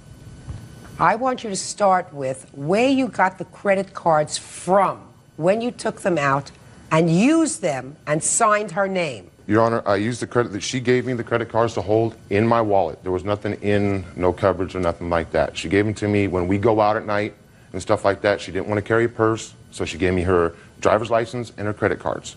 Sometimes she'd have a little too much to drink or something like that. We're checking out, okay, and it's like, we're signing away, and she'll say, just sign the credit card. I didn't think this was a problem. I had no idea. I always have the credit cards in my possession because when I first met her, she used to keep her credit cards in the freezer in a bowl of water, okay, yes, because she had using the credit cards too much. She racked up bills and stuff like that. Yes. When I first moved in, she says, okay, pay a minimum rent, here's my credit cards, you pay off your credit cards, okay, and she says, well, I have a better interest rate that let's use my credit cards when we need them, as long as you pay me back. And I was making the payments. I Just a was paying minute. them back. There we go. As long as you pay me back. Yes. Okay, you see, you keep talking. Sometimes if I let you keep talking, and you stick both feet in your mouth. So, you acknowledge, sir, let me take your best case scenario, that you used her credit cards, but the agreement was you would pay for those credit card bills. Correct. So why didn't you pay them? I was paying them. I have proof here that I was paying them every month. How much were you Okay, paying? I was paying $140 a month. So therefore, Mr. Valley, you acknowledge that you owe her $5,000. No. Well, explain that to me, sir. Because either you took the credit cards, pay attention to what you just said. Either you took the credit cards, as she says, without her permission, or you had her permission, but your agreement was that you would be paying a minimal rent and you would take care of all the charges on the credit cards. That's what you just told me a moment ago. So explain to me why you don't owe her $5,000. I was to take full responsibility what I put on the credit cards, Your Honor. That's not what you told me, sir. Well, that's I mean, what how I does that work out? You order 2-egg roll, you pay for yours and you don't pay for hers? No, Your Honor. You you put gas in the car, you split that down the middle. How does that work? Judge Judy continues in a moment. Chevy pickup, when we purchased it, it was bone stock. No, I purchased the truck. He has credit worse than a 2-year-old. And later today, I apologized and I told her I was late on the payment and that I would get to it. She... Talk. Did you make March's payment? No. real cases, real people. Judge Judy. Aaron O'Neill says ex-fiancé Jason Valley forged her signature to make unauthorized credit card charges. Jason says he had permission. Go ahead. If you look on the credit card statements, it shows her charges, then my charges. Her charges, then my charges. I'm talking about your charges, which are in excess of $5,000, sir. Not her charges, the charges that you made, whether it be for gas or restaurants or anything else. Now, are you telling me now that your agreement was that you would split those charges 50-50? We never had that agreement, no. So your agreement was that you were supposed to pay the credit cards? For my charges, yes. Right. All right. So we just took care of that. Give a guy long enough and he always just gets right in there. All right, Mr. Valley, now let's get to your counterclaim, sir. Let's start with this truck that you say she owes you money for. Back in October, we purchased a 98 Chevy extended cab four-wheel drive together. Okay, my financing wasn't going to be the greatest. She said, let's put it in my name, we'll get a cheaper finance rate. The Chevy pickup, when we purchased it, it was bone stock. It was no add-ons, no nothing. I purchased lift kit, all kinds of accessories, and when we broke up, she came to my shop saying, I want the truck. I said, that's not a problem. I will take my stuff off, I will put your tires back on, do whatever has to be done. No, I want it now. I said, well, I'd like to have my property. And she says, no, take me to court. Yes. Okay. We purchased the truck? No. I purchased the truck. He has credit worse than a 2-year-old. I purchased the vehicle myself. Who's making the payments on the truck? He was making the payments on the truck, which I also show that he was also delinquent on the payments for the truck. So I had to pay $500 just to get current when all of this happened. Who's making payments on the truck now? He was. Oh, I am. Now? Oh, I am. Is the truck in your name? Yes. Always has been. Did you ever make an arrangement with him that he would be reimbursed for any additions or any modifications that he put on the truck? No. All right. Now let's leave the truck for a minute. Did you enter some sort of a contest with him? Yes. All right. And that's the last part of your counterclaim, sir, that she owes you for half the prizes that were awarded to you as a couple from this dream wedding contest, which turned out to be not a dream wedding. Nightmare. So, tell me about that. We won gift certificates to different places like jewelry stores, and it was like $3,000 in gift certificates. Okay. You want to respond? Yes, Your Honor. The total for the gift certificates retail face value was $3,305. None of the gift certificates have been used. I have sold about half of them in retail value, and I have had $1,200 from those gift certificates, and I'm also showing that... Show it to him, as a matter of fact, first, before you give it to me. And I also have the original entry showing that it's all in my handwriting and my effort that was placed forth, and again, my effort to sell. But you won as a couple. Correct. All right, and you sold some of them, is that right? Right, and the ones I have remaining that I did not sell actually equal $50 greater value than the profit that I made on the ones I sold, and I'm more than welcome to hand them over to him now. Okay. Mr. Valley, you want the other half of the gift certificates? That's fine, Your Honor. Give them to him. Perfect. There's the photographer, $955, the caterer for $250, and then 2 vacations. One has a retail value of $475, and the other's unmarked, but I'm assuming is whatever. That's what he wants. He wants to sell it or he wants to use it. All right. Now, I think that we have resolved this matter. Mr. Valley, you owe $5,000 for the charges that you put on her credit cards that, according to you, you were supposed to pay for. According to her, you stole. I take your word for the fact that you had a permission, but you agreed to pay for them, so you owe $5,000. The vacation packages and the photographer, you have half the value of the gift certificates. As far as the truck is concerned, I find that there was never an agreement that you would be reimbursed for anything that you put in the truck. The truck is in her name. She is currently paying for the truck, so for the truck you get nothing. Judgment for the plaintiff for the amount of $5,000. Thank you. Parties are excused. You may step out. He really thought he was sneaky and that he would get away with stealing forever. It's her word against mine. Tiffany Nelson is suing her sister, Brandy Maida, for property damage, harassment, and lost work. Court come to order. All rise. Have a seat, everyone, please. Hello, Case number 2006, Nelson versus Mata. Thank you. You're welcome. Miss Nelson, this is your sister. Yes. How old are you? I am 42, 43, almost 44. Oh, so are you the only 2 sisters? We have some half-sisters, but yes. But you're the only 2 full biological sisters. Now, there came a time, Miss Maida, that you moved into your sister's home. Yes. Is this a home that you own? Yes, we built it. In what year did you move into her home? That would have been 2018. Who else lives in the house from your family? My disabled mother, my husband, and my child.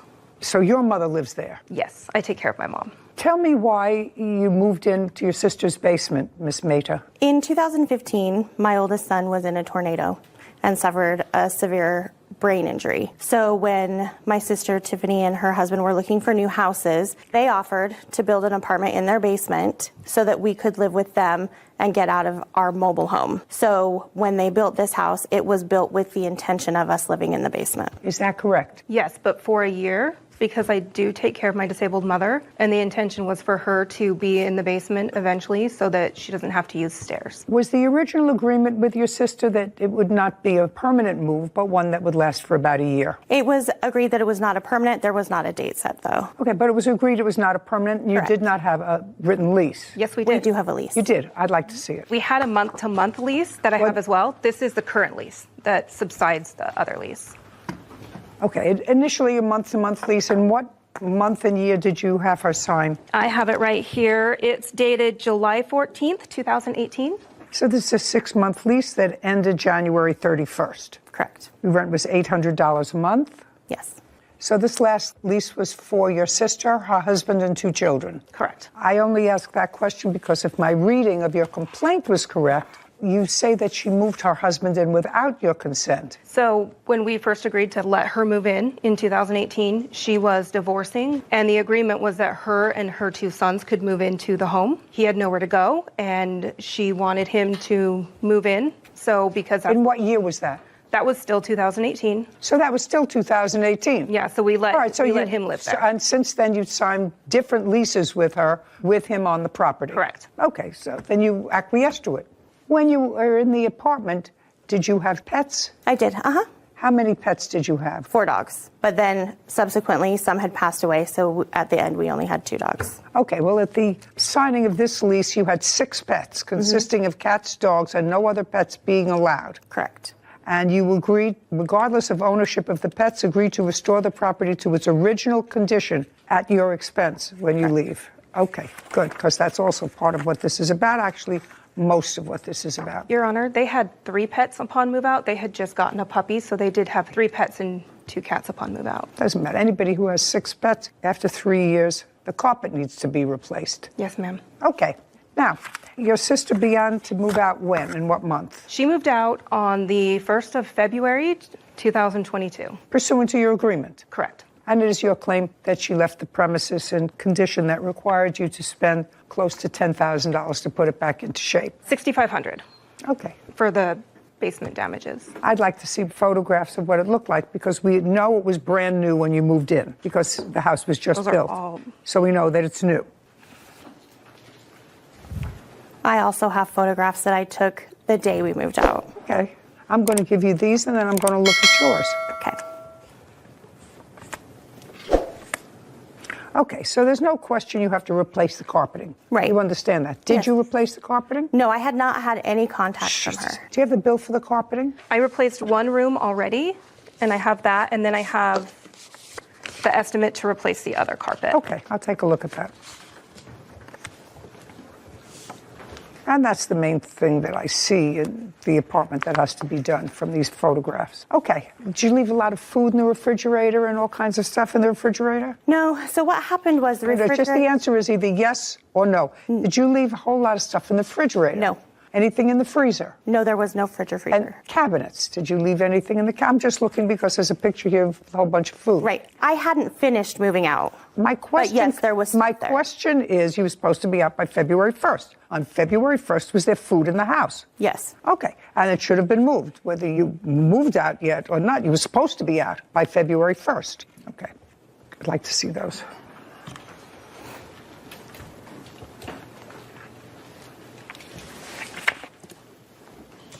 So you replaced the carpet in what room? One of the bedrooms, so my mom could move down there so she could not use stairs. Okay.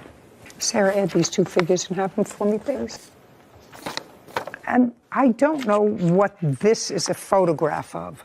So the bags that were left in the home, there was ice cream that was left in those bags, and it had leaked on my flooring, and we moved it outside. And that is the rotted food from the bags. Okay, do you know how that happened? I don't. I haven't seen that. Okay. May I see photographs, please, that you took on the day you moved out? Yes. I have that total, Judge. $4,129. $4,121? 29. 29. And 21 cents. Thank you. Is this after the carpet was taken out? Yes. Kevin, can I please see the photographs that you took?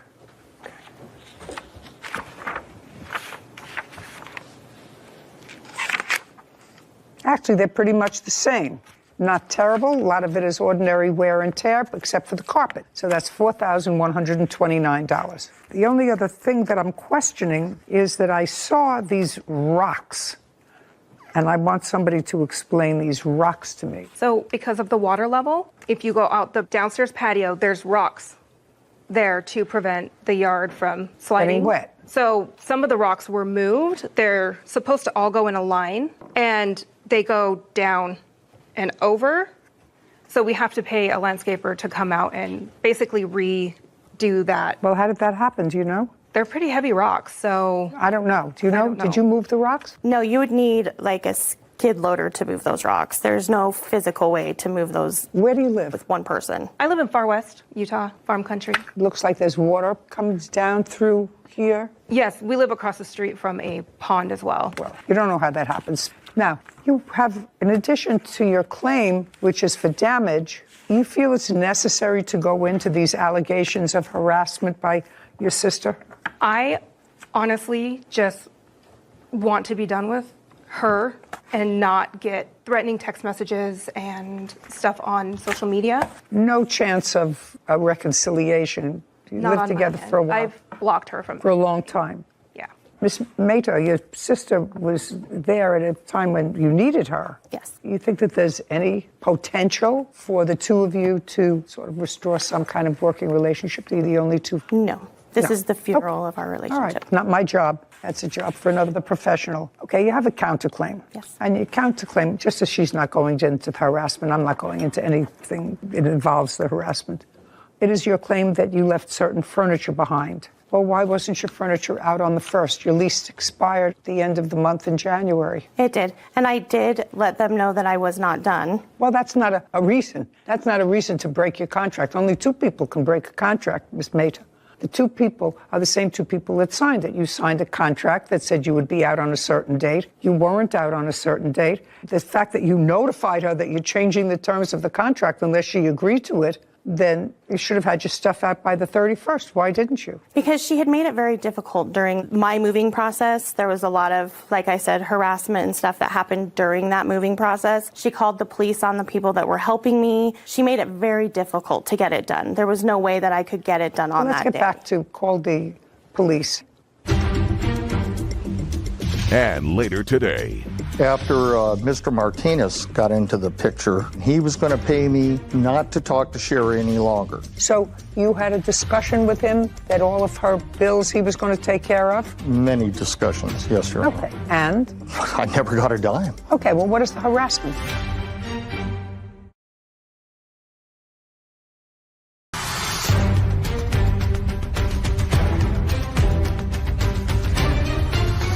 Tiffany Nelson claims her sister, Brandy Maida, owes for property damage after living in her basement. Brandy is countersuing for the return of her belongings. Who did you have moving you? I had my best friend, Brittany, was helping me. Does Brittany and your sister have any negative history? They do. Okay. Well, if they have any negative history, why would you have her come into the house? Because she doesn't have any access to Tiffany at that point. There was no reason for them to talk. They wouldn't be even associating. You know, if I knew that there were issues between my landlord and a particular person, especially if my landlord was my sister who let me move into her house, just from a question of using my brain, I wouldn't bring somebody that had been on the outs with them. If they didn't like them, that's one thing. You know, I'm really not crazy about your friend Brittany. That's one thing. But if you knew that there was an active, aggressive feeling against one or the other, should have had somebody else move. So why didn't you get your stuff out? Well, so I didn't think that it was as serious as that. They are related. If they're related and don't like each other, or the plaintiff doesn't like her, then that's even worse. Go ahead. Yeah, so she was my only help. I didn't have anybody to help me at that time. So. Then start doing it sooner. Go ahead. Yeah, that was the only reason. Miss Maida, where was your husband? He was working. We were working during this whole time. Well, that's okay.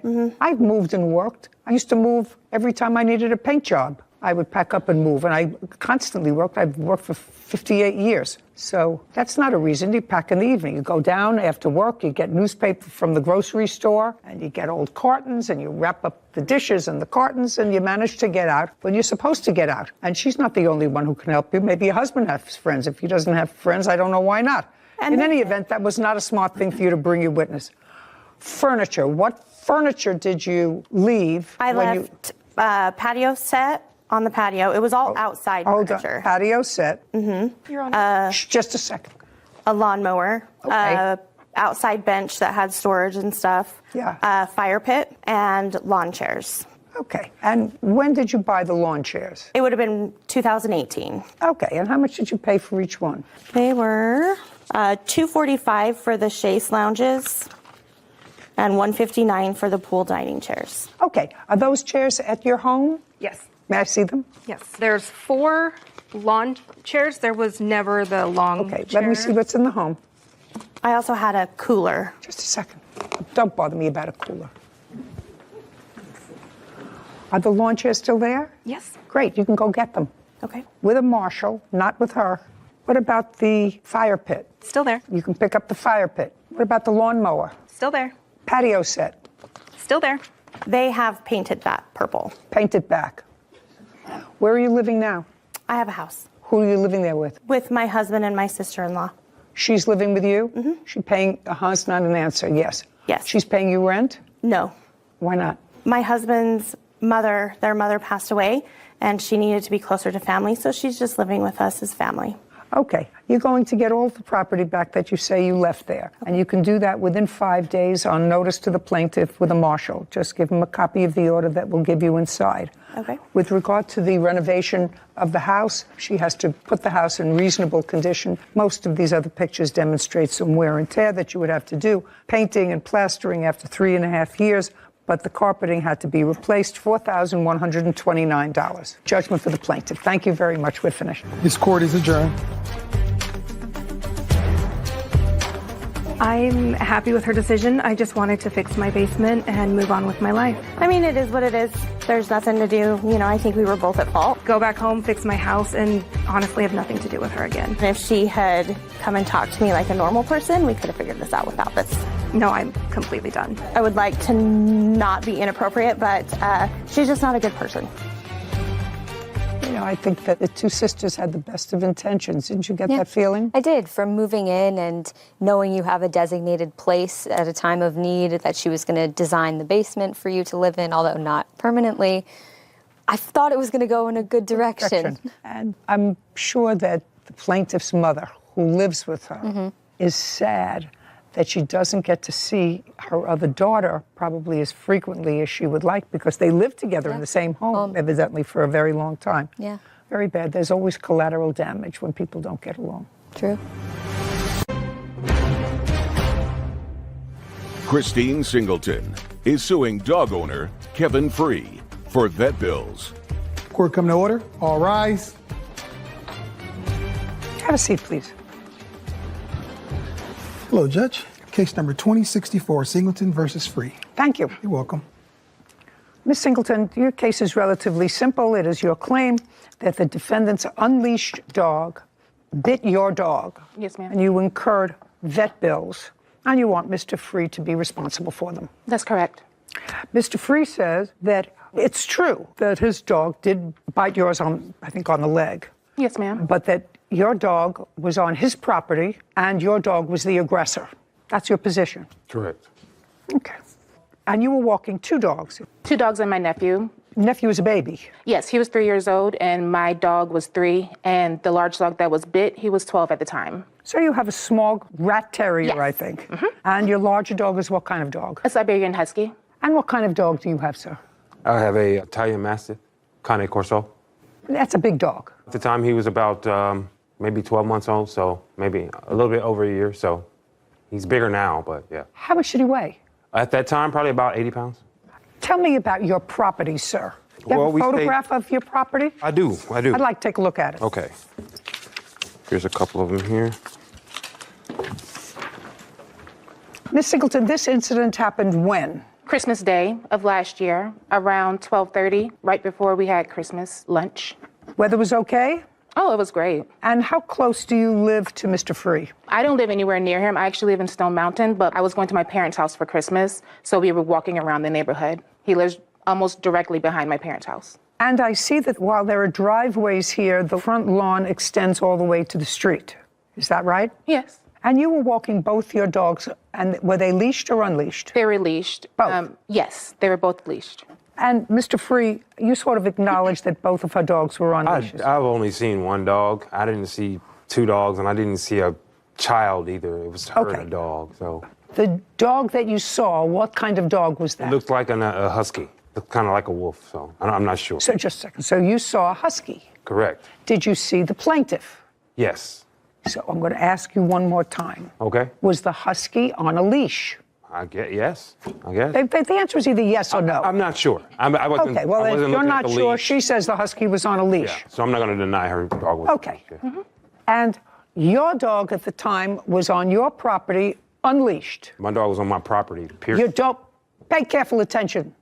Your dog was on your property Correct. unleashed. Correct. At 12:30.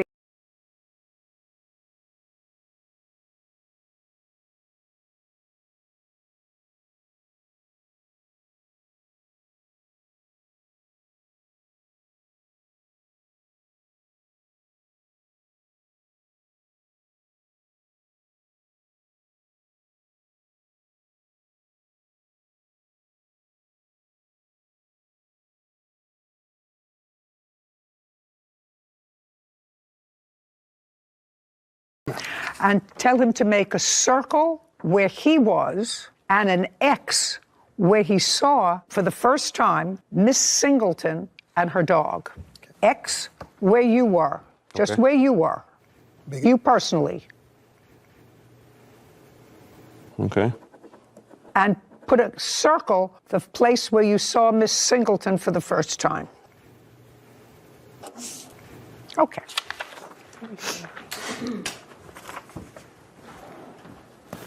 So you were in the front yard. Correct. And that looks about 30 feet away from where you saw Miss Singleton for the first time. If that. From here to here.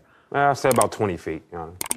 It's not as big as it looks on that picture. It's a pretty small yard. I would say it's about 30 feet from where you put the X. It's all the way past the house. You're at the one side of the driveway.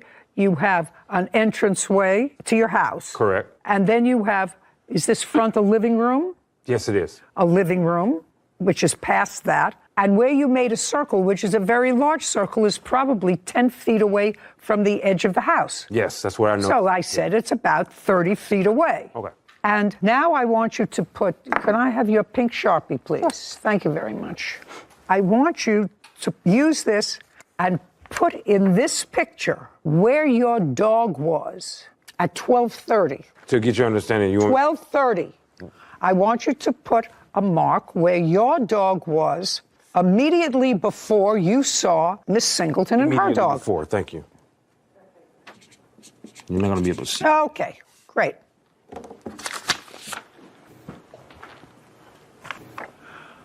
Great. So your dog, according to you, was right next to you, about 30 feet away from where Miss Singleton was when you saw her. To be honest with you, dog. he kind of moves around the yard. He doesn't sit still very much, so. Well, you understand, Mr. Free, that even if your dog is on your property, you're supposed to maintain control of your dog all the time. And which I You do. understand that? Yes, I do. You understand that? Yeah. So if your dog is able to run 30 feet without being connected to you, He didn't just run. walk, cha-cha, tap dance, pirouetted, however he got there, your dog got 30 feet away from where you were. Correct. Your 80-pound dog. Ultimately, her case comes down to she was walking her leashed dog. I haven't figured out whose fault it is yet. She was walking her leashed dog, and your dog ran, walked, pirouetted, cha-cha, whatever it did, to her dog out of your control.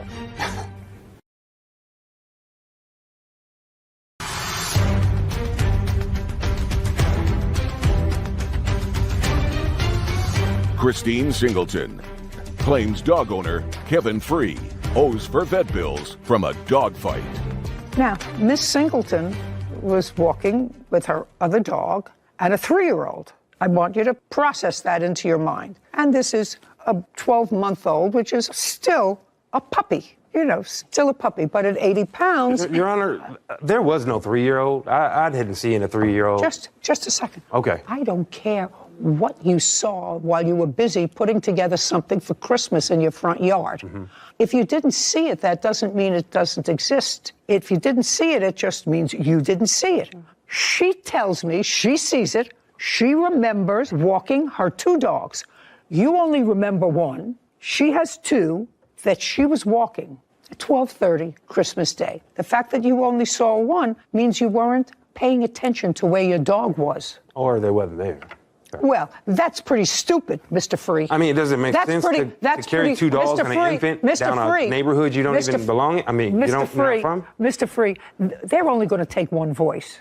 I understand. They're only going to take 1 voice, and that's mine. Let me tell you why your argument is stupid. Because it doesn't make any difference whether she was walking 2 dogs or 4 dogs or 8 dogs. It doesn't make any difference whether she was walking with or without a 3-year-old. Ultimately, her case comes down to she was walking her leashed dog.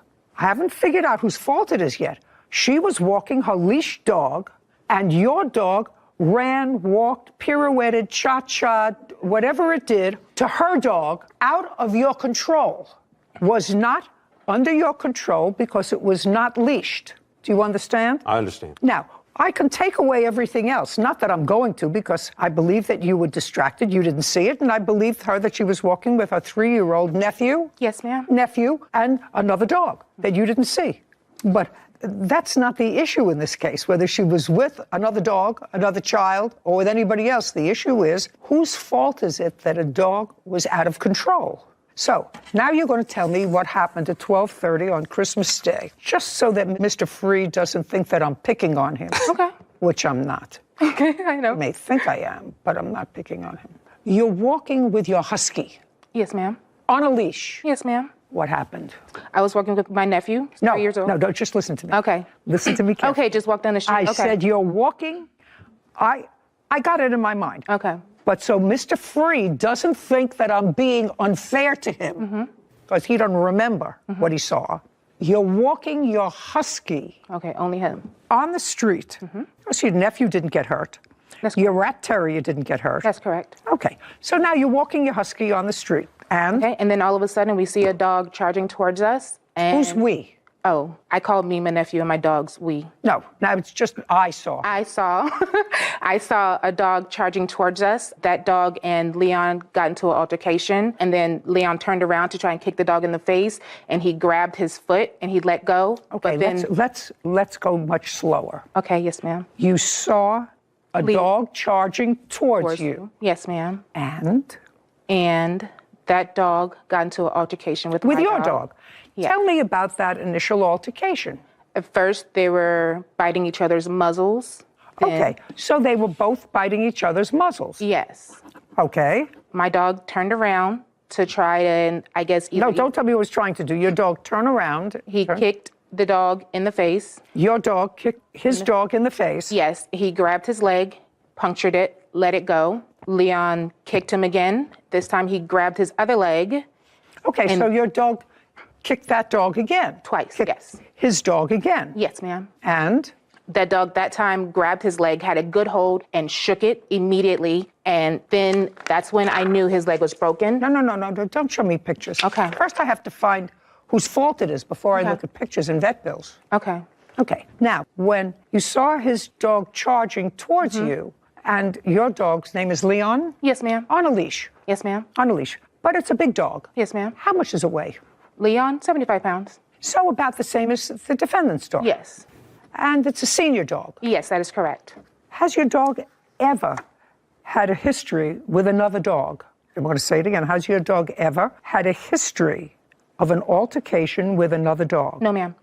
Has your dog ever had a history of an altercation with another person? No, ma'am. And I assume if I asked you those questions, you would give me what answer, sir? I would say no. You would say no because? Because my dog has never had any problems with any dogs. With any dog? Any dogs, person. Any other person? Correct. So you would acknowledge, Miss Singleton, that I'm going to show you this photograph of Mr. Free's house. And what I'd like you to do is show me where, according to you, let's get her a different color pen. Do we have a different, well, we have, that's This is blue. Okay. I'd like you to make a P, to just put a P, where the dogs first made contact. Okay. Okay. It's not on this photo. Is it on this photo? Do you have a photo? I do have a photo. Yeah, I'd like to see it. Yeah. Would you please make This is his home, and this is where it happened, right underneath the tree. Put a P there. Okay.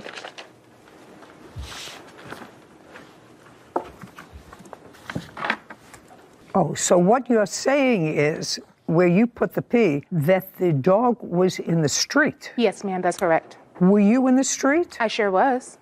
I would like you to put a D in this picture where you say, did you see Mr. Free? I did not until he came and retrieved his animal. Did you see where he came from? No, ma'am, I did not. Did you see anything being assembled in the yard? Once we were leaving, yes. And what did you see? A basketball goal. A basketball goal? Yes, ma'am. And is that what you were putting together, Mr. Free? Yes, ma'am. Would you show me where that was, please? Okay.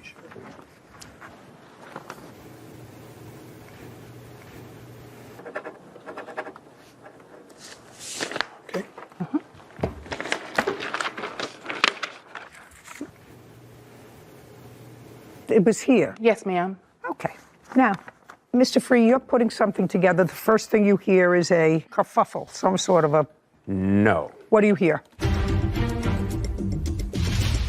Dogs are animals. They're not as smart as you are. But when your dog charged out into the street, it could just as easily have gotten hit by a car. That would have been your fault. Your dog was out in a public street outside of your control, and it's a big dog, and you should be more careful.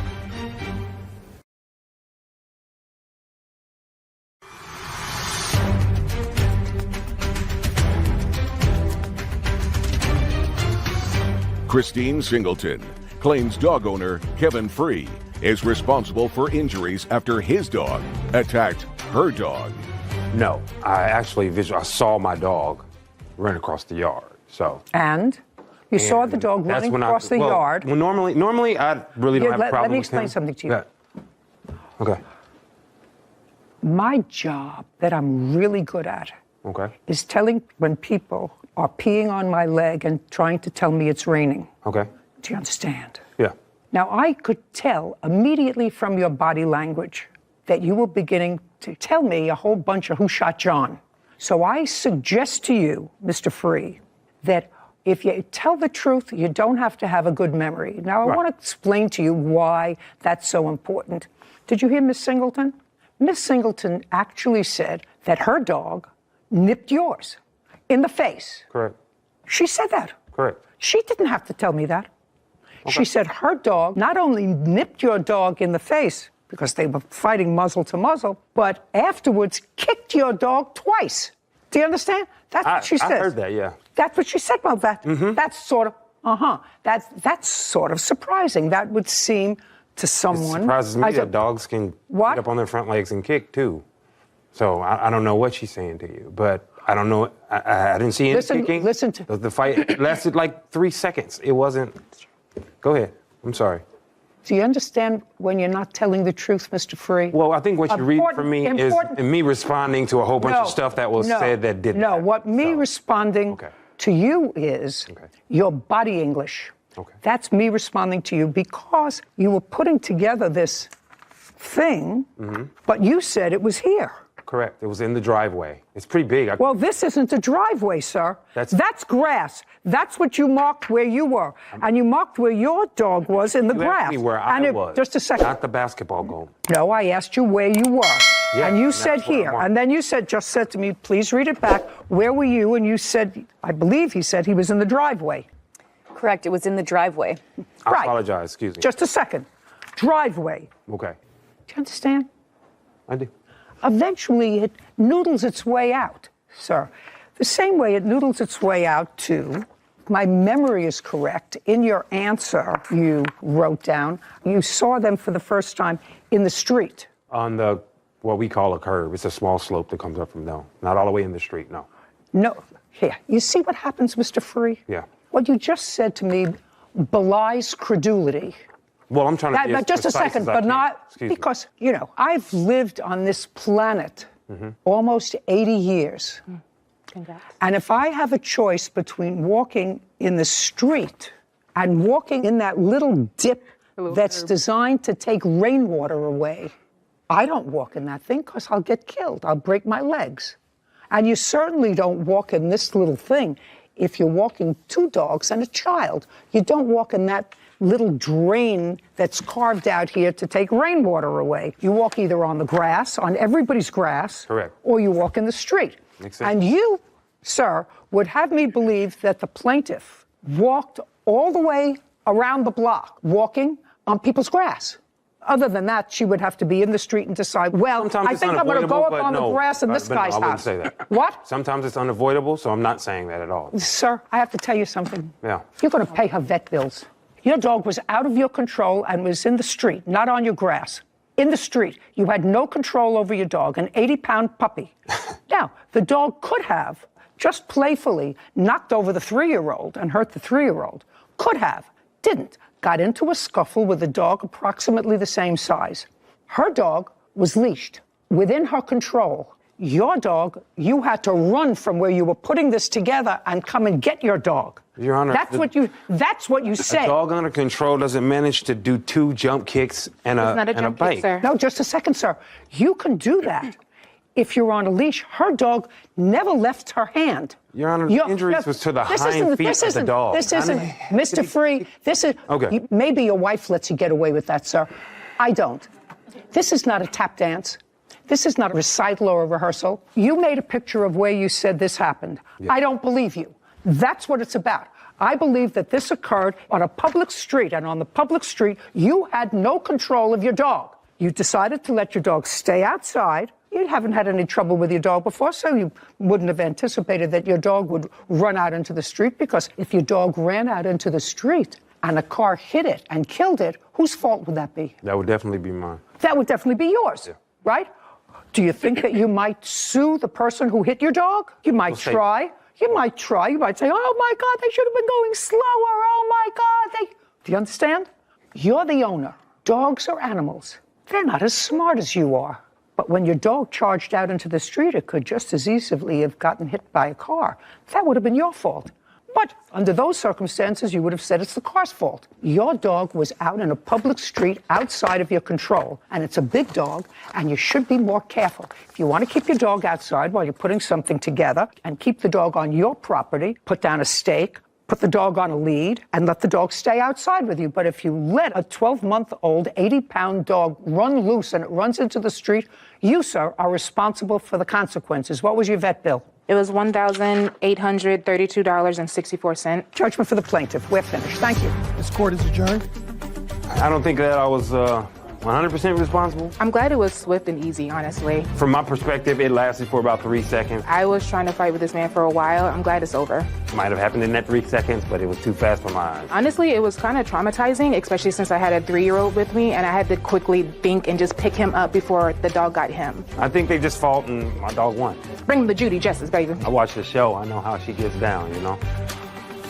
So, as you know, we have 2 large, pretty docile golden retrievers at home that are now 8 and 12 years old. But even when we have family that comes over, or friends with little children that are curious, that like to come up and pull on the ears a little or play with them, you have to be careful. They're 80 and 90-pound dogs. We've never once had a problem with either of them. But you just never know. You can't control a dog that's 90 pounds, but they're just big. They could knock them over by accident with their tail, just so excited. Yeah, so you have to be careful. You have a responsibility when you have a big dog. 100%.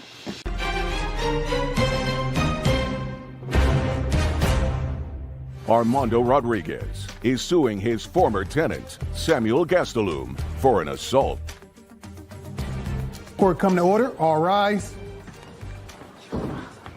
Have a seat, everyone. Hello, Judge. Case number 2035, Rodriguez versus Gastelum. Thank you. Mr. Rodriguez. Yes. What kind of a premises do you live in, sir? It's a 4-bedroom house. And I see here that you rent out some of the rooms in order to assist with your mortgage. That's correct.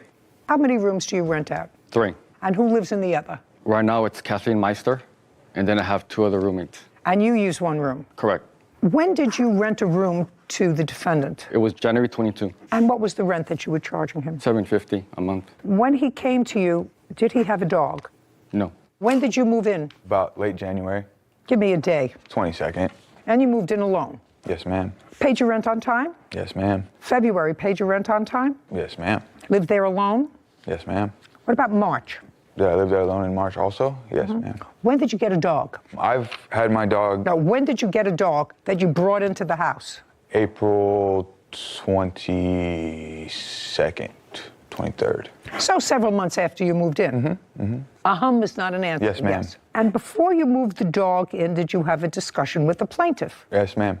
Just prior to moving in with the dog. And what was the discussion that you had with the plaintiff? That if it was okay if I were to bring my dog that I had in Alaska, since I had him since he was about 6-7 weeks. And where had he been in the last 2 months? He was still in Alaska, staying with close friends, and I flew to Seattle, shipped my truck and all my belongings to Seattle, and drove here. From Seattle, my dog, the person who was watching him, drove from Alaska to Montana, and I had gone to Montana to pick him up. So you asked Mr. Rodriguez if it was okay if you brought your dog? Yes, ma'am. And what did he say? Yes. Did he say anything else? He said, just clean up. Now look at me. He said, did he say anything else clean other up than... after the dog, make sure that the dogs don't fight, and just take care of him. Okay. Nothing about him staying out of the house? He said he wouldn't prefer him to be around the house, but he would not. It would be okay for him to be in my room. In your room? Mm-hmm. The dog stayed with me in that room a few nights, and he knowingly knew about it. No, I don't want to know what he knew. I want to know what your arrangement was. So your arrangement with him, according to you, now, I haven't asked him, but according to you, is that you asked him if you could bring your dog. He said okay for the dog to stay outside, but could stay in your room. He said he didn't want him in the living area. My dog could also be in the garage or in your room. And was everything okay in April when you brought the dog? Yeah, everything was What fine. about May? May, I was looking for a new place. I was homeless because I had spent 5 days in jail. Oh, I'm talking about before you went to jail, sir. Before you went to jail, because this case is about an assault, which is what the plaintiff is claiming. Plaintiff is claiming that you assaulted him in the home, and that took place on April 30th. That was shortly after your dog arrived. Yes, ma'am. Okay. And the dog was the reason for the altercation. A part of because the reason, but that's in how it started. February, March, and up until April, the end of April, when the dog was there, I see no evidence here that there was any difficulty. You're right. Fair statement? Yeah. So that the problem arose when the dog came. Now, this woman's name is Kathleen. She's interspersed in both the complaint and the answer in this case. She had a cat. Is not an answer. Yes, ma'am. He had a cat. And it was a house cat. Yes, ma'am. Plaintiff has a dog. A few dogs. And they live in the house. Yes, they stay in the garage and in the backyard. Yes. Garage and backyard. Do they stay in the house? They do not go inside that. Okay. So his dogs stay outside, and he said to you, according to you, your dogs can stay outside in the garage and in your room. Yes. In April, did your dog get out of your room or into the house? Yes. Yes. On what date? April 30th, because I was allowing him inside to go to my room. On April 30th, the dog was where? In the backyard, but I was bringing him inside to come to my room. You were bringing him from outside to come into your room. I haven't asked him. He says in his papers that the dog was supposed to remain outside. You were bringing him inside to your room. Yes, ma'am. Because it is your claim here that it is an emotional support dog. Yes, ma'am. And you also had at least a couple of months where you left the dog in Alaska. With right? people I trust. I don't care people who you trust or not. If you needed an emotional support animal, the emotional support animal has to travel with you. So don't show me a certificate. Do you understand? Yes, ma'am. By the way, did that certificate that you have come from a psychiatrist? No. No. Did it come from a psychologist? No. Did it come from any doctor who was treating you? There was a doctor's note, yes. Was a doctor who was treating you? Yes. Yes. Not a psychiatrist? Not a psychiatrist, no. Not a psychologist? Not a psychologist. And you took this note and you had to send it to somebody over the internet? Yes. And then they sent you a certificate? Yes, and with an ID. That's what I got. Okay, so now you're bringing the dog on April 30th from the backyard into the house, and? He attempts to grab the dog. No. Is the dog on a leash? No, he's very well. Just a second. Is the dog on a leash? No. Were you holding the dog by the collar? Yes. And now you're taking the dog from outside to inside. What did he say to you? No dogs in the house. Because that's what he had said to you before. You can have your dog, but no dogs in the house. I want to tell you something. That's what I believe. So he said no dogs in the house, and you said to him, I'm going to bring my dog into my room. But when you asked him if you could bring the dog to the house, there is no question in my mind that he said to you, bring the dog to the house, but the dog doesn't come into the house. Right. He stayed in my room a few nights prior to that. I don't He care. already Listen to me. approved That's what the arrangement was, sir. Okay. The arrangement was not what you told me before. The arrangement was with him. Yes, you can bring the dog to the house. I will let you do that. But the dog has to stay either in the garage or outside like my dogs. Okay. And you said, in effect, screw you. I'm bringing my dog, and I'm bringing my dog into my room. You're the tenant. That was the agreement. You can have the dog, but the dog must not be in the house. That's what your landlord told you. You brought the dog from Alaska, and at the very beginning, you brought the dog into your room. When had you decided that you were going to breach the agreement with him? The very first night I went to receive my dog, he stayed at the house inside my room with me. So the very first night that you brought him, you decided to breach the agreement that He you had had. knowingly said it was okay. Did you tell him it was okay? Never. I have texts. I'd like to see it. I have to scroll back. Scroll quite to a wherever while. you have to scroll. Scroll down to the creation. I don't care. I have all day here. Nobody is hungry. I'm a Still little have hungry. 2 more cases to do before lunch. Everybody gets a little testy, including me. I don't have the text. I do not have the text. Yeah, good. That's what I thought. Okay. It wasn't on the 30th that the dog got loose in the house. It was sometime before that, maybe a day or so before that. On the 30th was a day, sir, that you got locked out of the house. Yes, is Your not Honor. an answer. Yes, Your Honor. Okay. And what time of the day was it that you got locked out of the house? 2 o'clock after middle afternoon, late afternoon. And according to what I read, you went to the back of the house to let yourself into the house, and you got into an altercation with Kathleen. Absolutely, she shouldn't have put her hands on and slapped you because you were fresh. Because you wouldn't be fresh to me, right? Fresh? Fresh. That's what you say to a child. Fresh. How old are you? 65. How old are you? 25. That's fresh.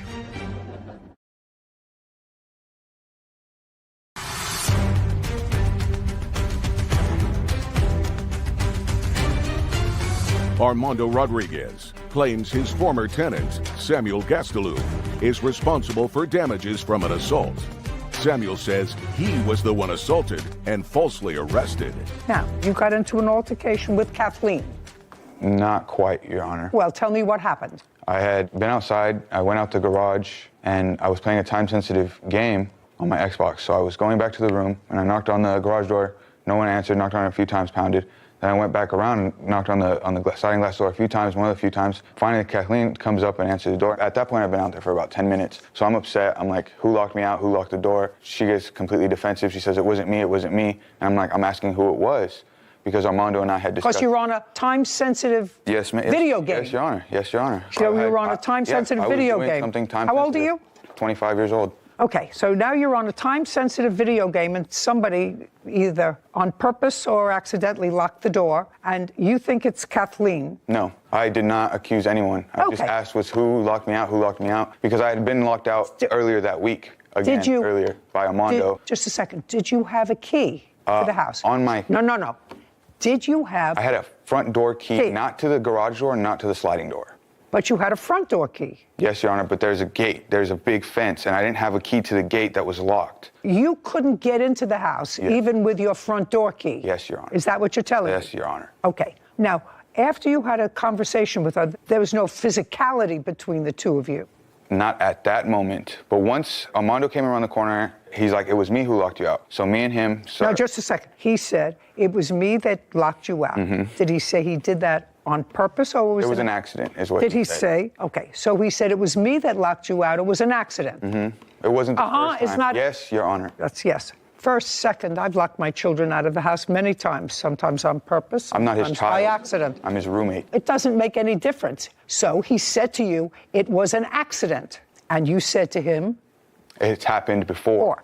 And he said to you, those were accidents also. Okay, and he said those were accidents also. Yes. And you said to him... I said you need to be more attentive, more aware. If someone had just walked out and left the door unlocked, you should probably go and see if anyone's out there before you turn around and lock the door. And he said? He said he apologized. So he said, I apologize. Yes. Okay, what's next? Throughout that whole conversation, me and him are arguing back and but forth. at the end, he said, I'm sorry. He said, I apologize. It's not so clear-cut. It's at the end of this back and forth. You should have been more careful. You should look to see who's at the door. You've done it before. I'm sorry. It was an accident. I apologize. Now I haven't apologized. And in the middle of that altercation, Kathleen kept butting in. She said, you don't talk to me like that. You don't talk to me like that. I said, I wasn't even talking to you. I'm not talking to you anymore. I'm talking to Armando. I said, mind your own business. She said, oh, you don't tell me what to do. You don't tell me what to do. I said, mind your own business. She said, say that to me one more time. And I said, mind your own business. She walks across the hall and she slaps me across the face.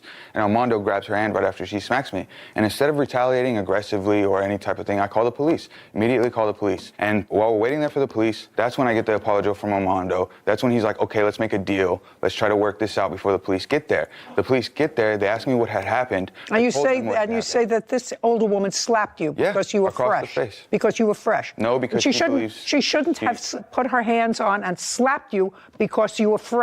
Because you wouldn't be fresh to me, right? Fresh? You're fresh. That's what you say to a child. Fresh. You were being fresh. And she should not have put her hands on you.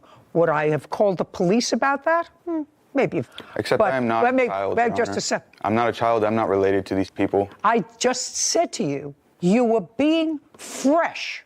How old are you? 65. How old are you? 25. That's fresh. That's fresh, because first you accused her of locking you out. I didn't accuse her. Yeah. Okay. So after she slapped you, the police arrived. They left. She said she slapped you. Yes. You have marks. You have cuts. You have bruises. You have abrasions. No. They left. Mm-hmm.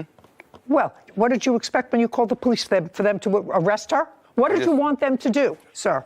Was I supposed to retaliate? How was I supposed to retaliate? Was I supposed to hit her back? Just a second. No. Okay, then what was I supposed to do? I'm not telling you what to do. Okay. I'm just asking you, sir, did you expect them, when you called the police, to arrest Kathleen because she slapped you? No, I expected there to be consequences for her assaulting me. What? So I don't what know what did the you think? consequences So were. what did you think that they should do? Whatever they feel was right. Whatever is justice. Okay, now let's move on. Mm-hmm. So now the police are gone, and? I go speak to Armando. I asked why he sacrificed his integrity for lying for Kathleen, for saying that she didn't slap him, because he told the police he witnessed no such event. He didn't see nothing, even though he was standing right there, grabbed her hand. Kathleen says she didn't do it. And the police came up to me before they left. They said, they're telling me something else. I just straight up, I just don't believe you. I just like, okay, well, what else can I do? I go to Armando and I'm like, why would you sacrifice your integrity? Why would you lie to the police? Why would you let another roommate physically assault me and just no consequences whatsoever? And at that point is when I tried to bring my dog inside and just go straight to my room. Just a second. So at that time, after this hot spot is over. It got heated again. Got heated again. Mm-hmm. Your reaction was childish, and you said, I'm going to get my dog that I was told not to bring in the house, and I'm going to bring my dog in the house. I was going to my... Just a second. I don't care if you were going to Pluto. Your reaction after this was, they can't tell me what to do. I'm going outside, and I'm going to bring my dog inside. He'll let you bring the dog to the house, but the dog can't come in the house, stays outside with his dogs. There's only one animal in the house, and that's Kathleen's house cat. That's it. So you went to bring your dog from outside to in the house. Yes, Your Honor. In violation of the agreement that you had with your landlord. After the police had come, I just want you to realize what's going on. Oh, You know, I just want you to realize that they don't actually keep me here because I'm 5'6" and gorgeous. I understand what happened when you were disappointed that Kathleen had slapped you like a child because you were fresh. And she's not your mother, and she had no right, even your mother doesn't have a right to put their hands on you. Correct. But you got slapped, not injured, no broken jaw, no broken skin. Police didn't see anything because if they did, they would have arrested somebody. And they left. And you were royally miffed because you got locked out of the house, for which you apologized. You missed your time-sensitive video game. Now, I'm not sure what that is because I'm not a 25-year-old idiot that plays video games during the day.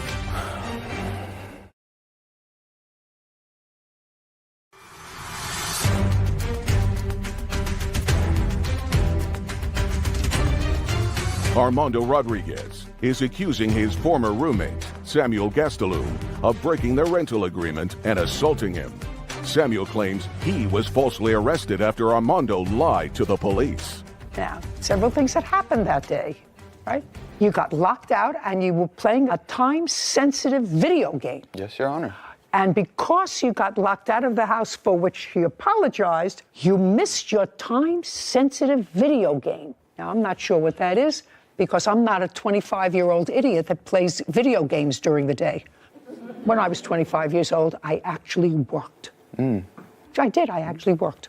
I know that may seem foreign to you, but I did actually work. And so after all of this altercation took place, you said, now I'm going to show him. Now I'm going to bring my dog into the house. And then there was another altercation. Second one. Yes. That's the one we're talking about. By the way, maybe I'm being terribly unkind to you, sir. How do you support yourself? I work. For whom? Pretty foreign, I know. For whom? I'm a cultivator. You work 5 days a week? Yes, Your Honor. And in my free time, What do you I like to cultivate? play video games. What do you cultivate? Marijuana, cannabis. How long have you worked for them? Since March, so about 5 months. Prior to that, you were in Alaska. Prior to January, I was in Alaska. Before March, before getting the job at the cultivation facility for cannabis, I was helping my uncles do concrete. So working isn't very foreign to me, as you might see. Prior to March, you were working with your uncles in concrete. Yes, Where? Your Honor. In Victorville, in California. You were working. You were working for your uncle prior to March getting a job as a cultivator. And what I want to know is, how long had you been separated from your emotional support dog? I spent 4 months away from him, and those 4 months were from January to April. January, February, March, April. And what were you doing in Alaska? I was born and raised in Alaska. Alaska is not a that's not a job, sir. What were you doing in Alaska? I was, for the last 6 months of my time in Alaska, I was a bud tender. Okay, tell me what happened after the dog incident. Well, the dog comes in. He says that he's not going to follow house rules anymore. And he says as of right now, he's going to do what he wants to do. So he just gets the dog from the backyard and he comes inside the house. And I feel that it's my responsibility to enforce the house rules. So I physically grab his dog and I move the dog from inside the house to the backyard. That happens once. He gets the dog and then he physically puts him back in the house. Where in the house? This is, you could say, the kitchen area. So now I basically attempt to repeat what I did the first time. So I physically grab the dog a second time and I'm now physically taking him out, at which point he gets from behind me and he puts me into a chokehold and I black out. I come to, I look for my phone, I find my phone, dial 911, police show up like in maybe 2 or 3 minutes and I'm still trying to get. And that's the assault that you are referring to today. Did the EMS check you out? I was taken to the hospital. May I see the report? Yeah, I got a report and then I have the bills associated with with. Was Kathleen a witness to this? She saw. No, don't tell me what she saw. Was she a witness to any part of that? Yeah. Yes or no? Yeah. Okay. Would you step up, please? Tell me at what point you came in on this altercation. When they were arguing about the dog. The first time or the second time? Well, you don't know whether. I don't really know. Were you a witness to any of the physical confrontation that resulted in Mr. Rodriguez going to the hospital? I knew that they. Don't tell me what you knew. Okay. It's what you saw. Okay, what I saw was Armando trying to put the dog back outside because he's a big pit bull, right? And then he would put him out and then Samuel would bring him back in. And then the last time Armando was putting him back outside and Samuel came behind Armando. And what I did was I left and went and called the police because I was afraid he was going to get hurt. All right, sir. Now tell me your version of those events. Could I show her statement from the previous court? No, I want you to first tell me your version of the events. So I let Apollo inside. My dog's name is Apollo, and he's going to grab Apollo to let him out. And we're both kind of grabbing Apollo, pulling him, we're both kind of fighting over him a little bit. As I'm pulling him inside more, Armando starts grabbing me. And so we get into this altercation and we're like wrestling back and forth. Just a second. He's trying to get your pit bull outside and at the same time he's grabbing you? Is that the... No, it was, we were both grabbing the dog. So you were trying to keep the dog inside and he was trying to put the dog outside? I was trying to take him to my room, yes. Take him. You were trying to take him to your room, he was trying to put him outside. Yes. And? As we're both kind of fighting for the dog, he grabs me. He lets go of the dog and then grabs me. How did he grab you? He grabs me by the arm and then he like starts tugging a little bit. And so we're wrestling. We just start wrestling and it gets a little bit more violent and I go to restrain him and he's hitting me. He's hitting me from with his arms. He's trying to scratch me and I just restrained him until I felt not threatened no more. I released him. I get up, I grab my dog, I go to the room, I call the police. Mm-hmm. Do you have your medical records that day? They would not take me. They didn't. Not they would not take you. Do you have your medical records for that day? I have my arrest report that says apparently they didn't. May I see the arrest report, please? They refused to take pictures. Don't tell me what they didn't do. I can read. Do you have medical insurance, sir? No. None. Okay, so you had an emergency room CT scan that was $8,640.62. The other bill for that day was for radiology, which was $518. This is the emergency room, which was $1,109. Okay, well, that takes us over this court's limit jurisdictionally.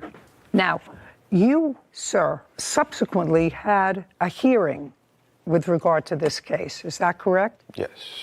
Did you testify, sir? Yes, Your Honor. Did you testify, sir? I did. At the end of that hearing, was there a restraining order granted or not? It was granted. For how long? Do you have a copy of that? I have a copy. It was a year.